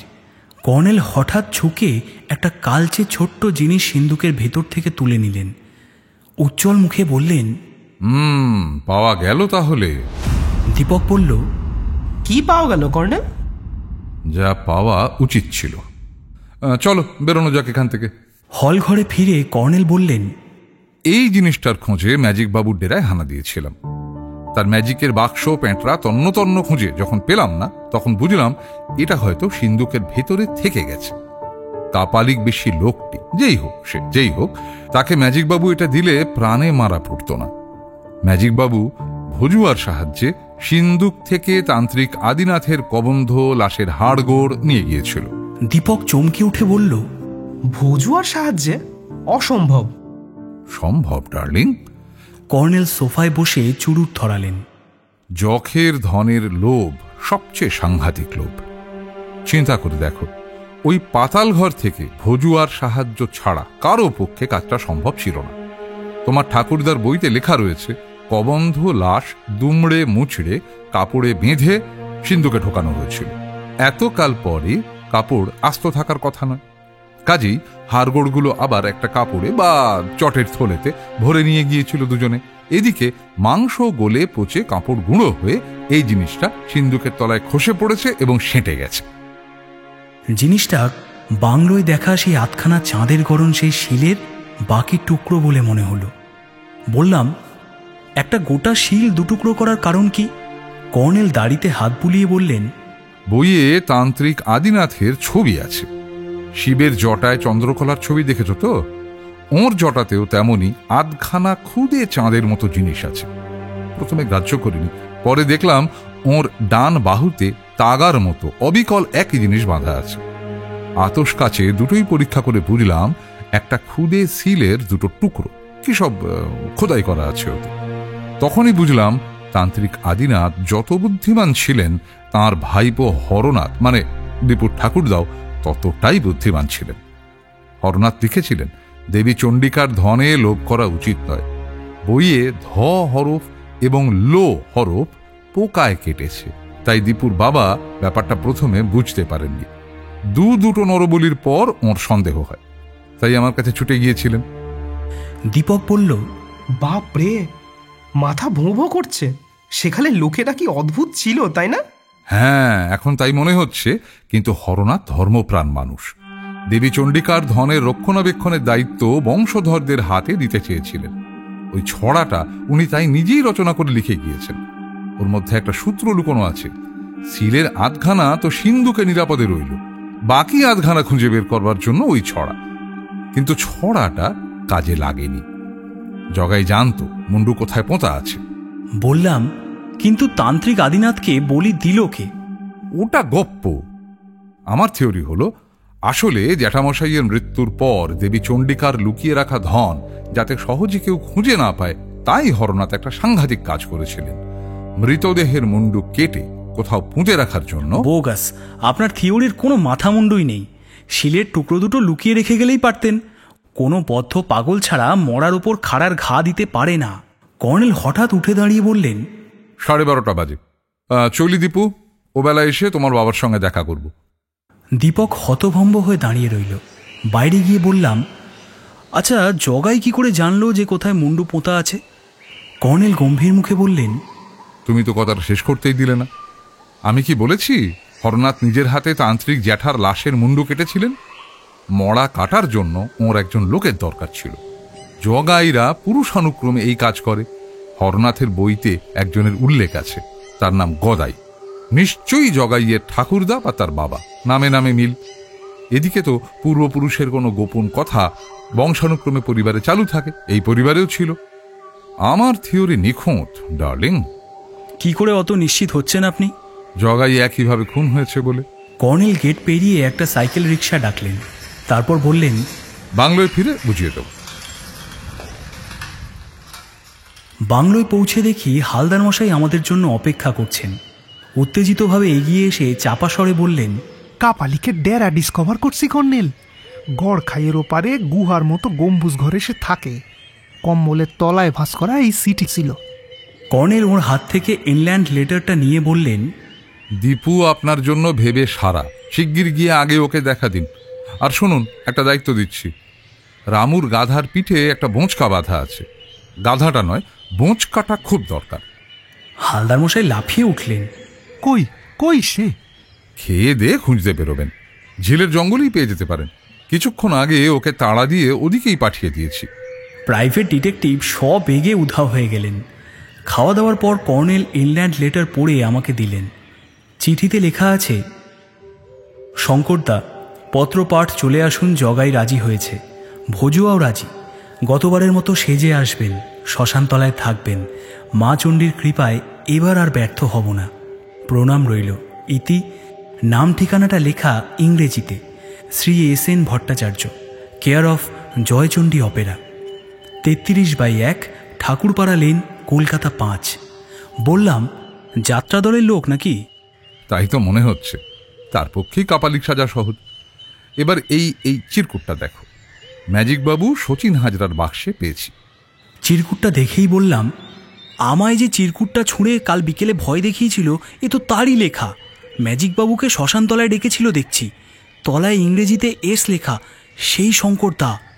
হ্যাঁ, জগাইকে দিয়ে খবর পাঠিয়েছিল, এসে গেছি। যাই হোক, এবার ব্যাপারটা বুঝিয়ে দিই। বলে কর্নেল তার কিটব্যাগ থেকে প্যাড বের করে আঁক চোখ শুরু করলেন। তারপর বললেন, এটা একটা উল্টানো ত্রিভুজ। A বিন্দু ভজুয়া, B বিন্দু জগাই এবং C বিন্দু ম্যাজিকবাবু শচীন হাজরা। মাঝখানে D বিন্দু হলো শঙ্কর নামে একটা লোক। যে কোনো কারণেই হোক, শঙ্কর প্রকাশ্যে কঙ্কগড়ে আসতে পারে না, অথচ সে দেবী চণ্ডিকার গুপ্তধন রহস্য জানে। সে 3 জনের সঙ্গে যোগাযোগ রেখেছিল। এতদিন পরে সে ম্যাজিকবাবুর সাহায্যে প্রথমে তান্ত্রিক আদিনাথের ধড় হাতালো, কিন্তু সিলের অর্ধাংশ পেল না। তখন ম্যাজিকবাবু ওটা হাতিয়েছে সন্দেহ করে তাকে খতম করল। তারপর জগাই মুন্ডু উদ্ধার করে দিলে, কিন্তু মুন্ডুতেও সিলের বাকি আধখানা নেই। থাকবে কি করে, মাটির সঙ্গে মিশে গেছে। সন্দেহক্রমে খাপ্পা হয়ে সে জগাইকে খতম করবে, কারণ সে ধরেই নিয়েছিল গুপ্তধনের লোভে তাকে ওরা ফাঁকি দিচ্ছে। বাকি রইল ভজুয়া। আমার ধারণা ভজুয়ার সঙ্গে বোঝাপড়া চালিয়ে যাচ্ছিল শঙ্কর। নিশ্চয়ই ওকে লোভ দেখিয়ে বাগে এনেছিল, কিন্তু শেষ পর্যন্ত তাকেও সন্দেহক্রমে খতম করেছে। গুপ্তধনের লোভ গেড়ে বসলে মানুষ হিংস্র হয়ে ওঠে। তিনজনকে সে অবশ করে দেবী চণ্ডিকার থানে এনে বলি দিয়েছে। দিকবিদিক জ্ঞান শূন্য হয়ে প্রতিহিংসা চরিতার্থ করেছে, কিন্তু সে আশা ছাড়েনি। দীপুর বাবা গোয়েন্দা এনেছেন কলকাতা থেকে, সে জেনে গিয়েছে, তাই ভেবেছে গোয়েন্দার উপরেই বাটপাড়ি করবে। আসলে আমাদের হালদার মশাই অতি উৎসাহে, ঠিক তোমার মতোই। বাধা দিয়ে বললাম, জ্যান্ত কঙ্কাল চোখের সামনে নাচতে দেখলে মাথা ঠিক থাকে না। কর্নেল সেই কালো আধখানা শিলটা লোশন দিয়ে পরিষ্কার করতে থাকলেন। বললেন, আজ পূর্ণিমা, আজ রাতে আবার কঙ্কালের নাচ দেখাবো তোমাকে, শিওর। দুপুরে আমার ভাত ঘুমের অভ্যেস আছে। কিছুক্ষণ পরে কর্নেলের ডাকে ঘুমটা ভেঙে গেল। কর্নেল শিলের টুকরো দুটো জোড়া দিয়েছেন। বললেন, এক পিঠে দেবী চণ্ডিকার রণমূর্তি, অন্য পিঠে শুধু স্বস্তিকা চিহ্ন। ব্যাপারটা বোঝা যাচ্ছে না। গুপ্তধনের সূত্র কোথায়? দেবী চণ্ডিকা আর স্বস্তিকা। কর্নেল টাকে হাত বোলাতে থাকলেন। চোখ বুজে গেল। একটু পরে চোখ খুলে সোজা হয়ে বসলেন। বললাম, গুপ্তধনটা গুলতাপ্পি নয় তো? কিছু বলা যায় না। যাকে, চলো বেরোনো যাক। কোথায়? গুপ্তধনের খোঁজে? না, থানায়। থানায় যেতে আমার ভালো লাগে না, ও আপনি যান। কর্নেল উঠে দরজার দিকে গিয়ে বললেন, ঠিক আছে, তুমি বরং রামুর গাধাটা ধরতে হালদার মশাইকে সাহায্য করতে পারো। ওই দেখো, ওই যে ঝিলের দক্ষিণের ঘাটে হালদার মশাই ওত পেতে বসে আছেন। বারান্দায় গিয়ে দেখি সত্যি তাই, হালদার মশাই ঘাটের পাশে একটা ঝোপের ধারে বসে আছেন। গাধাটা দেখতে পেলাম না। কর্নেল চলে যাওয়ার পর রঘুলালকে ঘরের দিকে লক্ষ্য রাখতে বলে বেরিয়ে পড়লাম। নিচের রাস্তায় নেমেছি, হঠাৎ হালদার মশাইয়ের চিৎকার শোনা গেল। পিঠে বোঁচকা বাঁধা গাধাটা জঙ্গল ফুঁড়ে ছুটে আসছিল। আমি দুহাত তুলে এগিয়ে যেতেই ঝিলের ঢালে নেমে গেল। তারপর দিব্যি ঘাসের দিকে মুখ বাড়ালো। আমি রঘুলালকে ডাকলাম, সে দৌড়ে এলো। বললাম, রঘুলাল, গাধাটা ধরতে হবে, বকশিস পাবে কিন্তু। হালদার মশাই থমকে দাঁড়িয়ে বললেন, গাধা কয় আর কারে? রঘুলাল একটা মজার কাজ পেয়ে গেল যেন। সে বলল, চেঁচামেচি না করে তিনজন তিন দিক থেকে ঘিরে ধরতে হবে স্যার। রামুর গাধাটা খুব বদমাস, লাথি ছুটতে পারে। হালদার মশাই বললেন, দড়ি লও রঘুলাল, আমার কাছে দড়ি আছে। রঘুলাল দড়ি নিয়ে পা টিপে টিপে এগোলো। বললাম, দড়ি নিয়ে বেরিয়েছিলেন নাকি? হালদার মশাই হাসলেন, না, কাল রাত্রে কাপালি কামারে এই দড়ি দিয়াই বাঁধছিল না। রঘুলাল চাপা গলায় বলল, আপনারা দুদিক থেকে রেডি থাকুন স্যার। সে কাছাকাছি যেতেই গাধাটা ঘুরল, অমনি রঘুলাল তার গলায় দড়ির ফাঁস আটকে দিল। হালদার মশাই এবং আমি গিয়ে দড়ি ধরে ফেললাম। টাগ অফ ওয়ারে শেষ পর্যন্ত গাধাটা পরাস্ত হয়ে ঘাসে পড়ে গেল। হালদার মশাই তার পিঠ থেকে বোঁচকাটা খুলে নিয়ে বললেন, খুব জব্দ এবার। রঘুলাল, ওকে ছেড়ে দাও। কিন্তু বোঁচকাটায় কি বিটকেল গন্ধ। গাধা বেচারা গলায় দড়ির ফাঁস নিয়ে নড়বড় করে দৌড়ে রাস্তায় উঠল। বুঝলাম গাধাটা বুদ্ধিমান। জঙ্গলে ঢুকলে দড়িটা কোথাও আটকে গিয়ে বিপদে পড়ত। হালদার মশাই আমার সঙ্গে বাংলোয় এলেন। কর্নেল নেই শুনে একটু নিরাশ হলেন। বোঁচকা থেকে সত্যি বিকট দুর্গন্ধ ছড়াচ্ছিল। সেটা এনে ফেলে রেখে বারান্দায় বসলাম আমরা। রঘুলাল গেল কফি করতে। হালদার মশাই সন্দিগ্ধভাবে বললেন, বোঁচকায় কি আছে যে এমন দুর্গন্ধ ছড়াচ্ছে? গাধার পিঠে এটা বাঁধলই বা কে? খুলেই দেখুন না, গুপ্তধন থাকতেও পারে। হালদার মশাইয়ের আর ধৈর্য রইল না। উঠে গিয়ে নোংরা কাপড়ের বোঁচকাটা খুলে ফেললেন। তারপর লাফিয়ে উঠে বললেন, সর্বনাশ, মরা খুলি আর হাড় গড়ে ভর্তি। চমকে উঠেছিলাম, বুক ধরাস করে উঠেছিল। বললাম, এই সেই তান্ত্রিক আদিনাথের কঙ্কাল। বোঁচকাটা ঝটপট বেঁধে হালদার মশাই বললেন, আপনি কাল রাত্রে দেখছিলেন একটা কঙ্কাল আমারে বলি দিতে চাইছিল? হেই বেটাই, কিন্তু খড়গ গেল কই? বললাম, কাপালিকের কাছে। হ্যাঁ, ঠিক কইছেন। বলে হালদার মশাই বারান্দায় এলেন। ধপাস করে বসে জোরে শ্বাস ছাড়লেন। বোঝা গেল এতক্ষণে উনি বেজায় উত্তেজিত। একটু পরে আমরা কফি খেতে খেতে গুপ্তধন রহস্য নিয়ে আলোচনা করছি। রঘুলাল ব্যাপারটা বোঝবার চেষ্টা করে হাল ছেড়ে দিয়েছে এবং লনে দাঁড়িয়ে উদাস চোখে ঝিলের দিকে তাকিয়ে আছে। হঠাৎ বলে উঠল, কর্নেল সাহেব আসছেন, ওই দেখুন।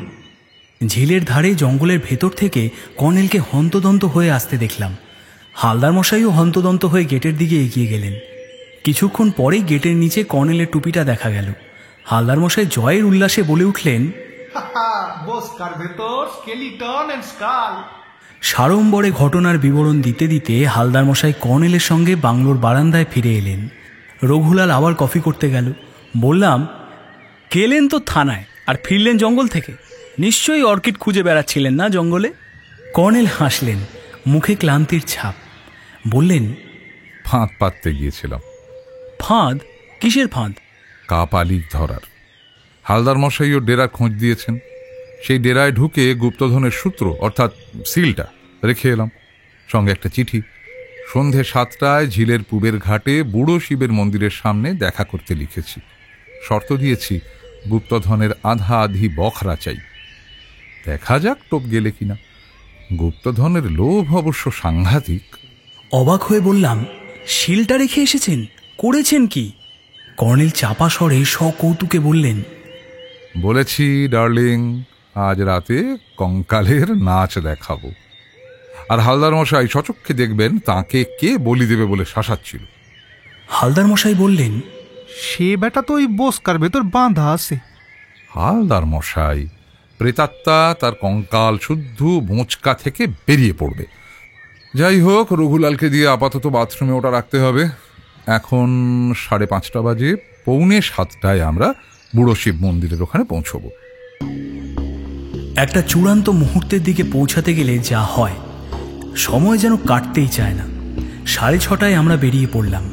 নিচের রাস্তা দিয়ে ঘুরে ঝিলের উত্তর পাড় ধরে কর্নেল এগোলেন। স্তূপ, খানাখন্দ, ঝোপঝাড় পেরিয়ে মোটামুটি একটা ফাঁকা জায়গা দেখা গেল। সবে চাঁদ পূবের গাছপালার মাথা আলো করে উঁকি দিচ্ছে। হালদার মশাই ফিসফিস করে বললেন, আরে এইখানেই তো কাপালিক মাটি খুঁড়ছিল। হ্যাঁ, খুলি পোঁতা ছিল এইখানে। ওই দেখুন, চূড়োয় একটা ত্রিশূল পোঁতা আছে। এসে গেছি কর্নেল। চলে এসো দীপু। দীপক একটা স্তূপের আড়াল থেকে বেরিয়ে এলো, হাতে সেই বল্লম আর টর্চ। কর্নেল আমাদের নিয়ে ফাঁকা জমিটায় গেলেন। তারপর বললেন, সবাই মন্দিরের আড়ালে যাও, কুইক। দীপু, এদের নিয়ে যাও। সাবধান, টু শব্দটি করবে না। কতকালের পুরনো মন্দির, তার একপাশে ঘন ছায়ায় আমরা 3 জন বসে রইলাম। কর্নেল ফাঁকা জমিটায় পাইচারি করছিলেন। আশ্চর্য ব্যাপার, একটু পরে ওকে সেই ছড়াটা আওড়াতে শুনলাম। ছড়াটা বারদুই আওড়েছেন, এমন সময় কেউ খ্যানখ্যানে গলায় বলে উঠল,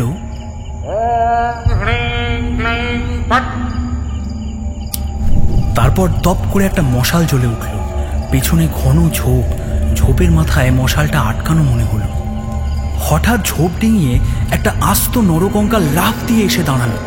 তার দুহাতে ধরা একটা চকচকে খাড়া নেড়ে তেমনই ভুতুরে গলায় বলল,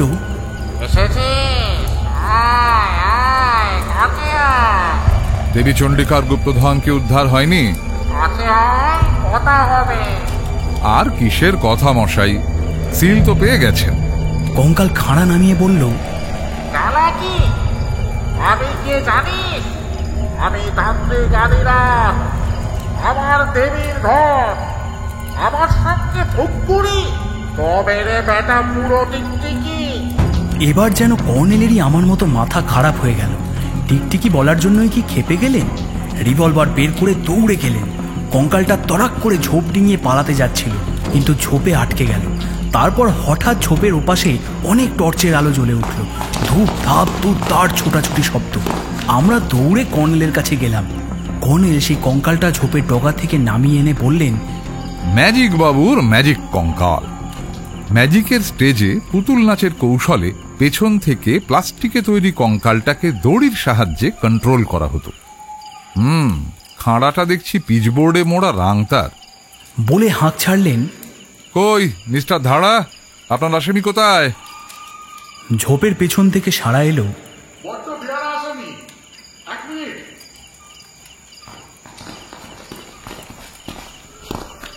তারপর সদল বলে বেরিয়ে এলেন একটা সত্যিকারের খাঁড়া হাতে এক দারোগা বাবু। তার পেছনে কনস্টেবলরা লাল কাপড় পরা এক কাপালিককে বেঁধে নিয়ে এলো। দারোগা বাবু বললেন, খাঁড়াটা দেখেছেন? এটা হাতে ছিল বলেই অ্যারেস্ট করতে দেরি হলো। কর্নেল কাপালিকের জটাজুট এবং গোঁফতাড়ি হ্যাঁচকা টানে খুলে দিয়ে টর্চ ছেলে বললেন, দেখো তো দীপু, লোকটাকে চিনতে পারো কিনা? দীপু অবাক হয়ে বলল, এ কি, শঙ্কর কাকা না? হ্যাঁ, তোমার বাবার জ্ঞাতি ভাই শঙ্করনাথ ভট্টাচার্য তোমাদের বাড়ি থেকে 5,000 টাকা চুরি করে পালিয়েছিল। তুমি যখন আসানসোলে কলেজ স্টুডেন্ট। তোমার বাবার কাছে জেনে নিও কি সাংঘাতিক আর জঘন্য চরিত্রের লোক এই শঙ্করনাথ। মিস্টার ধারা, আসামি নিয়ে থানায় চলুন, আমি পরে দেখা করব। দারোগাবাবু এবং কনস্টেবলরা আসামি নিয়ে চলে গেলেন। হালদার মশাই কঙ্কালটা পরীক্ষা করছিলেন। খিক করে হেসে বললেন, কি কাণ্ড! আমি ভাবছিলাম বসকা থেকে বেরিয়ে। কিন্তু ওই অদ্ভুত ছড়াটার মানে কি? ওই দেখো, 12-15 চাঁদা উঠেছে। বুড়ো শিবের ত্রিশূলের ছায়া কোথায় পড়েছে লক্ষ্য করো। ওইখানে খুলিটা পোঁতা ছিল। গোড়া থেকে বুঝিয়ে দিই। 8 ঘাট বাঁধা নয়, কথাটা হলো 8 ঘাট বাঁধা। হ্যাঁ, এই ঝিলের চারিদিকে বাঁধানো ঘাট আছে। বুড়ো শিবের মন্দির তো দেখতেই পাচ্ছ। 12-15 চাঁদ মানে 12 নম্বর মাস, অর্থাৎ চৈত্র মাস। 15 হচ্ছে চাঁদে পঞ্চদশী তিথি। তার মানে চৈত্র মাসে পূর্ণিমার চাঁদ যখন বুড়ো শিবের ত্রিশূলের মাথায় দেখা যাবে, ত্রিশূলের ছায়া যেখানে পড়বে সেখানেই খুলি পোঁতা আছে। তাই ছড়ায় আছে, বুড়ো শিবের শুলে আমার মাথায় ছুঁলে। কিন্তু চূড়ার জট ছাড়ানোর আগেই জগাই খুলির খোঁজ দিয়েছিল শঙ্করনাথকে। কিন্তু গুপ্তধনের কি হলো? তুমি ভুলে গেছো জয়ন্ত। পাতাল ঘরের দেওয়ালে আমরা সিঁদুরে আঁকা স্বস্তিকা চিহ্ন দেখেছি। সিলের এক পিঠে স্বস্তিকা আছে, অন্য পিঠে দেবী চণ্ডিকার মূর্তি। ওই মূর্তিটাই গুপ্তধন। প্রায় 1 কেজি ওজনের সোনার দেবী মূর্তি। থানায় খবর দিয়ে দীপুদের বাড়ি গিয়ে গুপ্তধন উদ্ধার করেছি। স্বস্তিকা আঁকা ছিল যেখানে, সেখানে খুঁড়তেই সোনার মূর্তি পাওয়া গেল। কাজেই সিলটা শঙ্করনাথের ডেরায় রেখে এসেছিলাম। ওটাই ফাঁদ, বুঝলে তো? হালদার মশাই উদাস চোখে চাঁদ দেখছিলেন। বললেন, চলেন কর্নেল স্যার, বাংলোয় গিয়া বসকাটা দেখা দরকার। কর্নেল কঙ্কালটা দিব্যি ভাঁজ করে কুটিয়ে বললেন, মোচকা আছে। শঙ্করনাথ তান্ত্রিক আদিনাথের কঙ্কাল আর খুলিতে সিল না পেয়ে খাপ্পা হয়ে ওটা রামুর গাধার পিঠে বেঁধে দিয়েছিল। কিন্তু গাধাটাকে এই কাজে লাগাতে হলে রামুকে ভয় দেখিয়ে ঘাট থেকে তাড়ানো দরকার ছিল। তাই ম্যাজিক বাবুর কঙ্কাল দেখিয়ে বেচারাকে ভাগিয়ে দেয়। আস্ত কঙ্কালের নাচ দেখে রামুর পাগল হওয়া স্বাভাবিক। তবে এবার ওকে সুস্থ করা যাবে। এরপর আমরা সবাই বাংলোর দিকে ফিরে চললাম।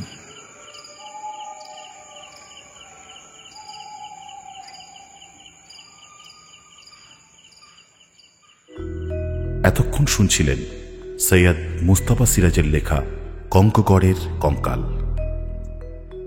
গল্পের উপস্থাপনায় এবং জয়ন্তর চরিত্রে সৌভিক, কর্নেল নীলাদ্রি সরকারের ভূমিকায় বিশিষ্ট সাহিত্যিক শ্রী রাজা ভট্টাচার্য, গোয়েন্দা কেকে হালদারের ভূমিকায় বাবু, মনাইয়ের ভূমিকায় শুভঙ্কর, দীপকের ভূমিকায় আমাদেরই এক শ্রোতা বন্ধু বিপ্রদীপ, রঘুলালের ভূমিকায় শম্ভু, রিক্সাওয়ালা, পুলিশ অফিসার এবং কঙ্কালের ভূমিকায় আমি রাজীব।